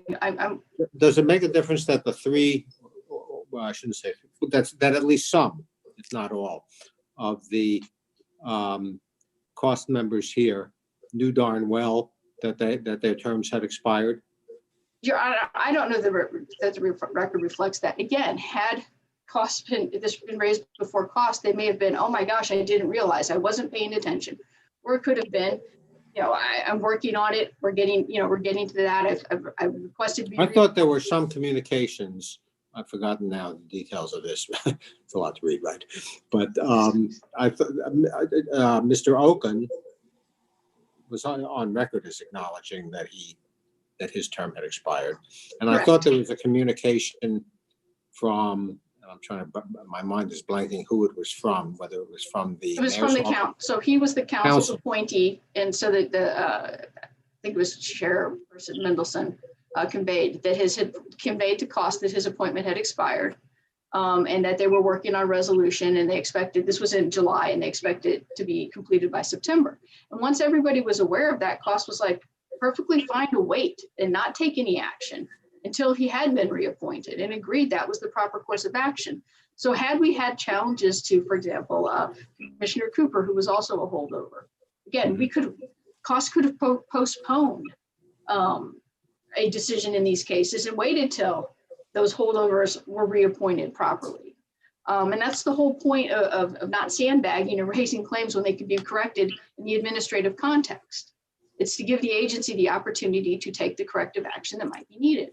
The same thing with Judge Williams. Again, had she been alerted to it, we could have, Cost could have sought her reappointment. If there was a concern about whether it needed to be ratified by the mayor or not, we certainly could have addressed that, both our view as to whether or not it's a correct interpretation of the law, and if we agreed to take care of that step and have the mayor issue the mayor's order, which is a very simple step, a technical requirement for the appointment.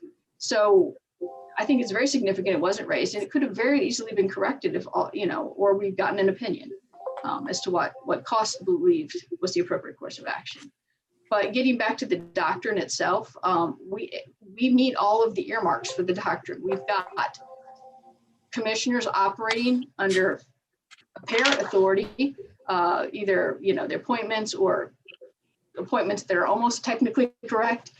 We have them sitting in the office, holding the position, holding themselves out to the public as being the people who they believe to be the commissioners of Cost. And we also have no one objecting from the public. The mayor's office is not objecting to having not ratified the Superior Court's appointment. And so there was just, they're cloaked in this aura of authority that is entirely appropriate in the context of the de facto officer doctrine. So I see no reason why the court shouldn't apply it here, but I do want to address the Wren and Frad cases if I could. Yeah, why don't you do that? Yes, they are absolutely distinguishable. They both involve district court judges who are appointed to act outside their district. In Wren, the judge was designated to sit in the District of Columbia District Court to hear 10 particular cases. He decided an 11th case, Wren. The Court of Appeals held that that was a jurisdictional defect in his appointment because he was not authorized outside of his district to decide any cases other than those to which he was designated to hear.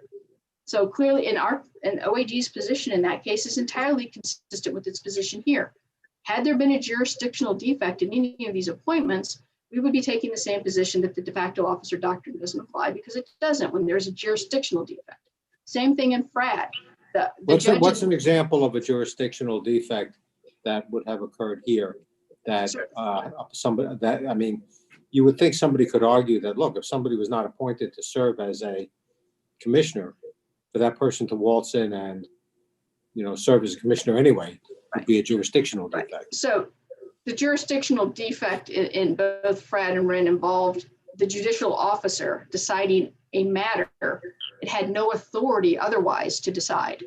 And here the Cost was not deciding matters outside the jurisdiction that's conveyed to it or awarded by the Cost statute. It is deciding exactly what it's supposed to be deciding: reappointments and removals of administrative law judges.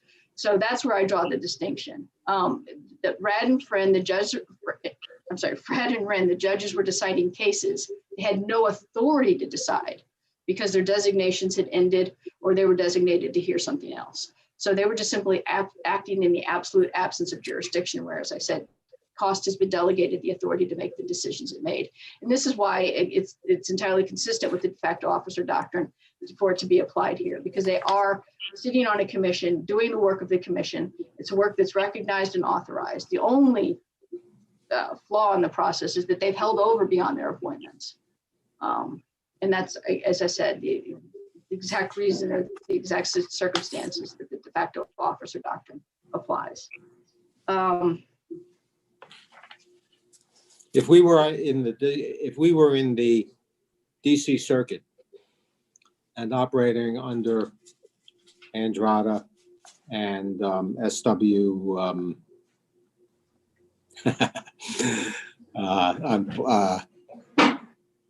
I've forgotten the name, SW something, General, I think it's SW General. Would the result be the same? I believe so. Although again, we're in a very, I think, a different context here, because we are a municipal corporation with has commissions and boards, and that is the more traditional sense where the de facto officer doctrine applies. I think the federal courts may not often see that in that context, but I should say I think so, because they've established a two-part test, one involving one part notice and one part timely assertion. Okay, correct. Yes. To simplify it. And so I'm inclined to think both of those requirements, you would say, were satisfied here. The notice one is tricky because, I mean, to some extent they had notice, but. Well, I think it was they're reasonably easily discoverable here. I mean, and they note in their brief that the appointment process that at issue here is a public process. And that, once, I think also once it came to light that Commissioner Oenick's term had expired, perhaps that might have prompted them to investigate whether the other commissioners' terms had expired.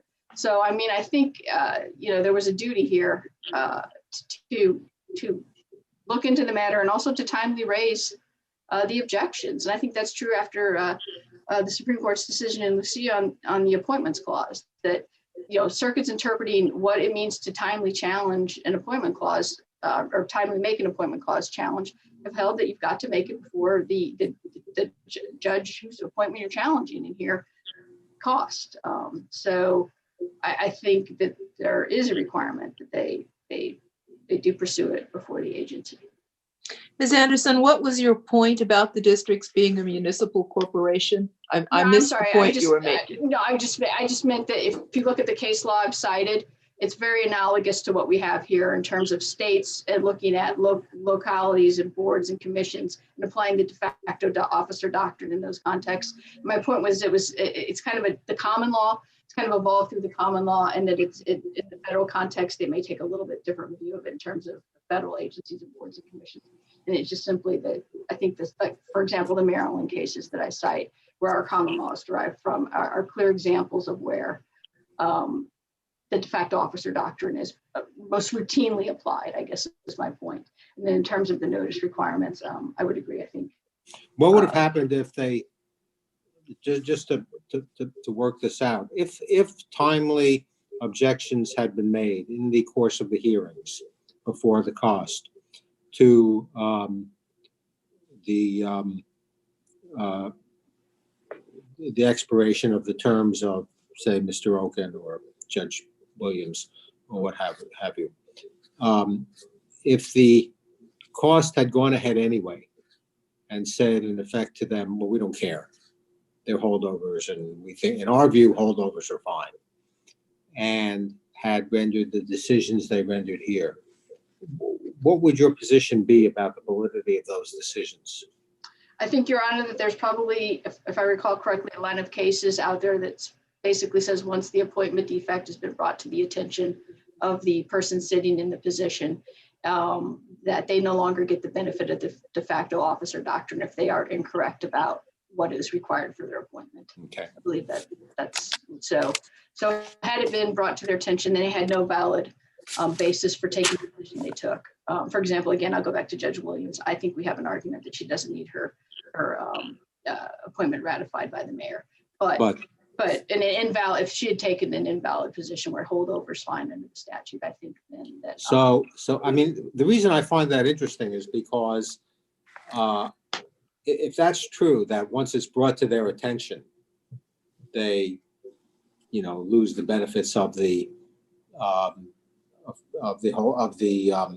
de facto officer doctrine, then why does it matter who brings it to their attention? Well, I think it matters. I don't know that it matters who brings it to their attention, but I think it matters that it's brought to their attention in a time where they could correct the problem. I mean, that's our concern here. It's if like the council brought it to cost attention that Commissioner Onek.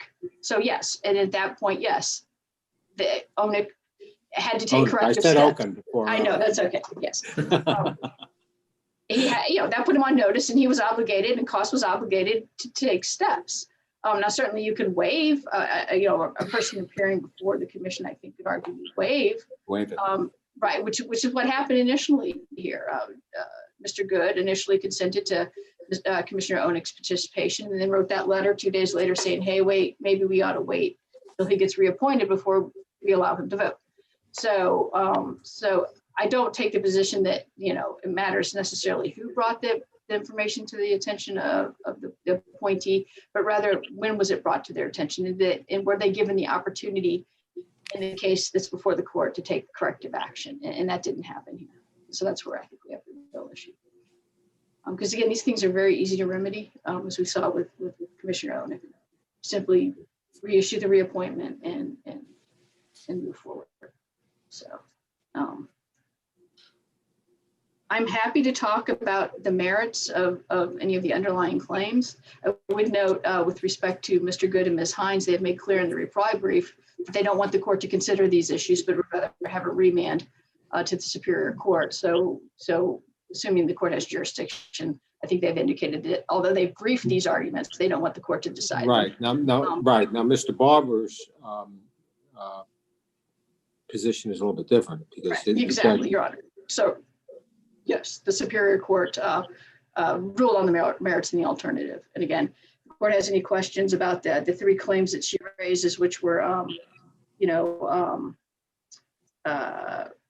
whether she was entitled to a meeting before the commission acted. Yeah, Mr. Branch argues if the commission had just done what it was supposed to, would have an informal meeting with her, none of this problem would have arisen because she would have been told by the commission that she couldn't, that her choice was to either pull out of Maryland or resign from the OAH, and she would have done the right thing. That's his argument in a nutshell, I think. I'm not sure I quite read that argument in his brief, but there's no indication that that's what would have happened. I don't know that the timing of the meeting would have allowed her to do that. So in other words, her name was already on the ballot. It was too late. And she had advice. She had an ethics opinion from the chair of OAH's ethics committee that she had to resign before running in the primary. One more thing I do want to say is that, on the ultimate merits of the case, she does not challenge that. It's just the process. So we have this claim that we didn't have this meeting. Again, I don't see where she's shown harm or prejudice from that with a specific claim that the outcome of these proceedings would have been different. Second, she has, we've talked about her challenge to Judge Williams, which is the only commissioner that she's challenged. And then the last, I guess, issue she had was with Chief ALJ Adams' participation in the deliberative process. And I do want to just be very clear on our position on that, both with respect to his participation in the alleged ex parte communications. The chief judge is a member of COST. He has every right under the statute, not only to make a recommendation regarding the reappointment or removal of an ALJ, he also has the right to participate in the deliberations. The statute says that the commissioner shall consider all evidence that's presented and that the voting members will give significant weight to the chief ALJ's recommendation. So he absolutely has a right to participate, and to say that his communications with the body in which he's a member of are ex parte, I think is just a non sequitur. It's just not an accurate characterization of his debate and deliberations within COST. Ms. Barber does challenge, doesn't she, the decision about not allowing her expert That's correct. testimony? So I was a little surprised to hear you say she didn't challenge the merits, because I thought that went to the merits. What's your response on that? My response is I don't see that as a merits-based challenge, but a procedural challenge, and she does raise that, and I'm happy to address it. With respect to the former chief ALJ, Ms. Barber did not offer him as an expert, and she was not denied the opportunity to call him. With respect to her proffered expert, I think the cost was absolutely correct in not allowing him to testify here. We had an affidavit from him. We could look at the content of the affidavit. He was not an expert on the OAH ethics rules. All he could say was what the model rules required, but even Ms. Barber herself indicated that those rules stood in stark contrast to what the OAH ethics rules required. So his opinion on a ethics rule that really has no relevance to what was before the cost would not have been any more helpful than his affidavit. And also he was rendering an opinion on the ultimate issue in the case, which is whether or not Ms. Barber had violated the ethics rule. Well, that was a determination for cost to make, and it's well settled that expert opinions on the ultimate issue will not be allowed. Even in this particular context where you've got a body assessing an ethics charge. So considering that the two affidavits were in the record, cost considered that information, and I don't think it had any impact on the outcome. And in terms of the remedy here, I just wanted to point out that, appellants have suggested that if they win on their procedural challenges, the results will be reinstatement or reappointment. And that's not our position. Cost position is if the court finds a procedural infirmity in the proceedings, just like if the court finds a procedural infirmity in the trial proceeding, the result is a remand for a new trial, or in this case, a new hearing. It would not result in their automatic reappointment or reinstatement. And cost ultimately also will have to consider the impact of the fact that their terms have expired since.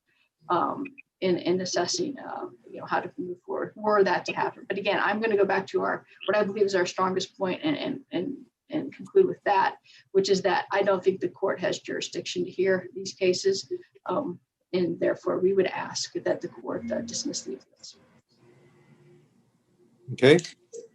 Counsel, thank you. And I think we'll now hear rebuttal from Mr. Branch. Mr. Branch, do you want to go first? Yes, sure. Thank you. And I think the district's explanation of the de facto decision on whether the de facto doctrine applies highlights the fact that this is a decision. If, for example, the issue of whether Judge Williams was properly constituted for the cause was made, and cost decided that she over objection that she was properly there, who's going to review this? Does it just stand on what the cost decision is? And that highlights the point that the cost decision must be reviewable at some level, because substantive decisions are being made impacting the rights of these people who are fighting for their jobs before the commission. And the commission makes decisions, as it happened in this case, makes decisions along the way that impact whether these folks receive due process, whether the determination is for cause. There has to be some level of review. Well, why do you say that? There's as I understand it, there's no general constitutional right to an appeal.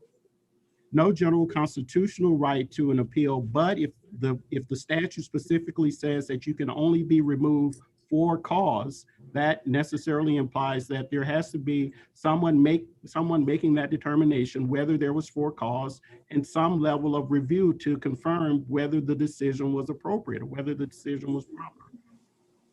And now addressing, so that's an additional issue, and I'll leave it to Mr. LaCard to address any of the remaining issues. As it relates to the substantive issues raised by Appellant Barber, there are a number of problems with what the cost did. First, as it relates to the witnesses, as the court is aware, appellant requested a pre-hearing. We had to actually request a pre-hearing conference with the judge to address who would be permitted to testify as a witness. Judge Williams scheduled the hearing at 8:30 in the morning. She gets on the line at 8:45. One other cast member gets on at 8:50. Judge Williams just starts making decisions at this hearing, even though we requested that it be recorded, so we wouldn't have this issue of what actually happened, who was approved as a witness and who was not approved as a witness, or who was denied. So the district is in the position of arguing that Mr. Williams was not, Mr. Butler was not submitted as a witness, as a fact witness, and as an expert witness, when in fact he was submitted as both. He was submitted because he was there when the rules were promulgated, and he interpreted the rules.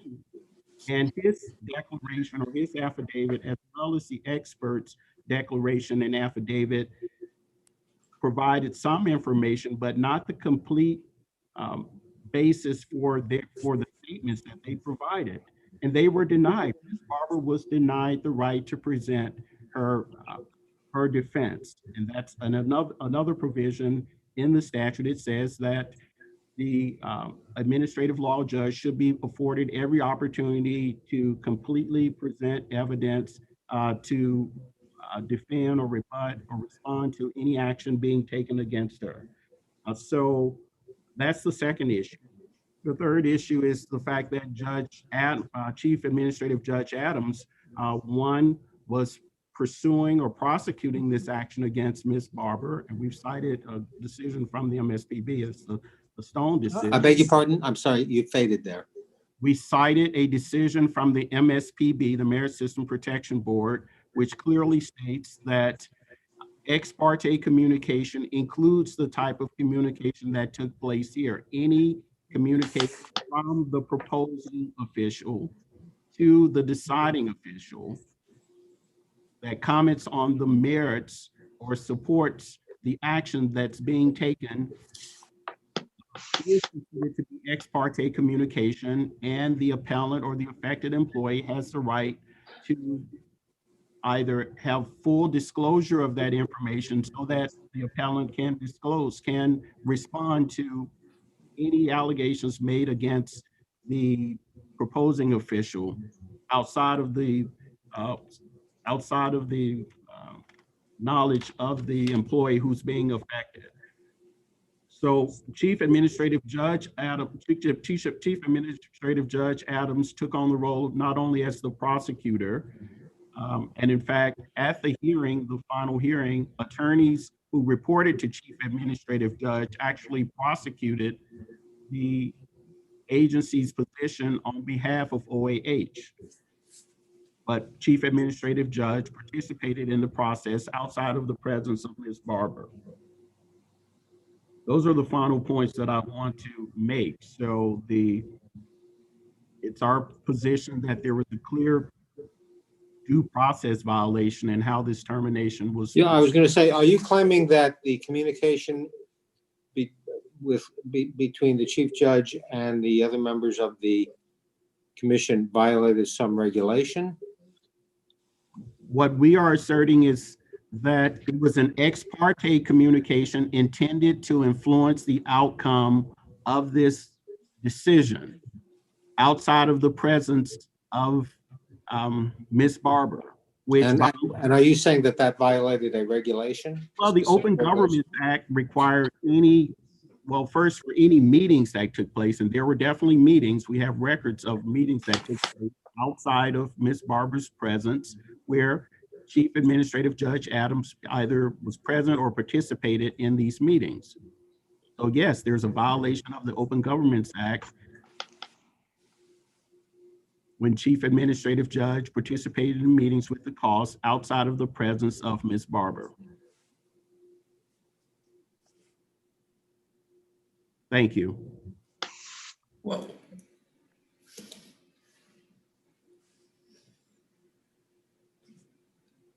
Mr. Legler? Yes, Your Honor. I feel like I'm back in law school looking for that so-called red pony case that I think was Chief Judge Brown that used to talk about in the Fifth Circuit. Let me see if I can address most of the issues that the court raised. I'm going to start with the one you raised a moment ago about ex parte communications, Judge Glickman. Their own regulation says, cost own regulation cited in our brief says you have a right to know the information that's come before us. the June 29th information, we certainly didn't know about that. We had no idea that Judge Williams was going to be regaling her cohorts about getting ex parte adverse communications about Jess Good from other ALJs. We had no idea that Vanessa Natali, the prosecutor, didn't have any business being in there to begin with. She wasn't their lawyer, but she was going to talk about this so-called hostile work environment legal opinion letter that she had and other things that Jess Good had done, none of which was ever disclosed to us. So it's not just their own regulations, there's the common law doctrine of record exclusivity. Ex parte communication by their nature is secretive. I know we cited on our brief, at least a law review article that said there's a reason for that these things are secretive. All too often, they're done because the sources don't want to be known, the malevolent, mischievous statements they're making. That's under Jess Good's candidacy. I use the term dead man walking because that's what he was. From June 21st on, June 29th on, you look at Joseph Ottock. Look what he's saying there on that June 29th transcript. He says, you know, all we got to do is just say we affirm Chief Judge Adams' recommendation. Good hadn't even had a chance to reply to Chief Judge Adams' recommendation. So you've got Judge Williams sitting there talking in the past tense. You know, for all the good he's done, sometimes you got to make the tough decision. It's just tough. It's past tense communication. So specifically, doctrine of record exclusivity, as well as their own regulation that was cited in our brief. I think it's 3705.21, but if I'm mistaken in my old age, I assure you it's in the brief. Let me get back to the question that somebody raised about reviewability. I noticed that the government's brief relegated to a single footnote, a case called Simpson versus OHR. That's an important decision that Judge Good starred in his opening brief, as well as Judge Hines. I didn't represent her until the appeal, but we cited that case extensively. What Simpson tells us is that when our legislators know the city council wants to eviscerate judicial review, they know how to write it. There's nothing in there that specifically says there's not going to be any judicial review of a line ALJ reappointment, or for that matter, and for Ms. Barber, decisions to terminate. Or let me refer the court to a Supreme Court case cited on page 27 of Jess Good's opening brief called Bowen versus American Academy of Family Physicians. Here's what Bowen says: that some acts are made reviewable doesn't mean there's not an implication that you're excluding reviewability of others, because the right of review is too important to be excluded on a slender reed. There is, Judge Glickman, a common law right of judicial review of administrative decisions. You don't have to look any farther than Abdullah versus Roach. That's a decision of this court. Now, you raise the issue of de facto officers again, and I know that's an issue that's been of some concern to the court. Look, if this were the DC Circuit, yes, you would be obliged to follow their reasoning, not just in SW General, but the more recent case of SSC Mystic. But I'm not asking you to follow their case or to be bound by their case. I'm asking you to look at their reasoning. And look at what the District of Columbia said in the Wren decision. I attached their brief as an appendix to our reply brief for Judge Good and Hines. She talks about how they talked there, the Solicitor General's office talked about the judge lacking authority to preside over the case. These people didn't have authority to act. That's right out of McQuillan. We also cited the McQuillan treatise. There's a 3-member body. 2 of them weren't appointed. They didn't by that time, they didn't have the authority to act. So, well, it sounds like you would have a wholesale rejection of the de facto officer doctrine. You know, yeah, I hate to say yes and no. You know how we often say it depends. I suppose if it were truly innocuous, like somebody was elected on a Monday and supposed to take office on a Monday and took office on a Tuesday, like the Texas case, a true trivial matter, I think the de facto officer might play a role, but that's not what happened here. Let me back up. Judge Williams, her appointment was never properly promulgated.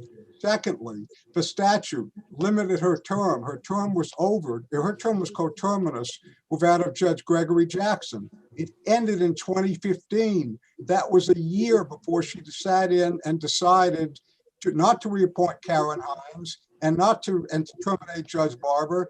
And ultimately, 2 years before she voted not to reappoint Judge Good, although we all know what happened. That was June 29th that his appointment died. Let's talk about some other things. You have Joseph Onek. I'm sorry, I forgot Cooper's decision. Mr. Cooper's decision, his appointment. His appointment expired in April of 2016. The statute said your appointment expired. OAH didn't say to Cost, oh, by the way, do you want to do anything about getting him extended? That's the people who should have done something under Gene Adams. But no, he sat there as a judge. He didn't have the authority to sit as a judge on Karen Hines' reappointment. So let's flash forward to June 29th of 2017. There's Jess Good, hoping to get due process, hoping to get justice, little realizing that there's a hearing being tape recorded. In a legal hearing, but a hearing nonetheless, a secret meeting in which the people are deliberating about his fate.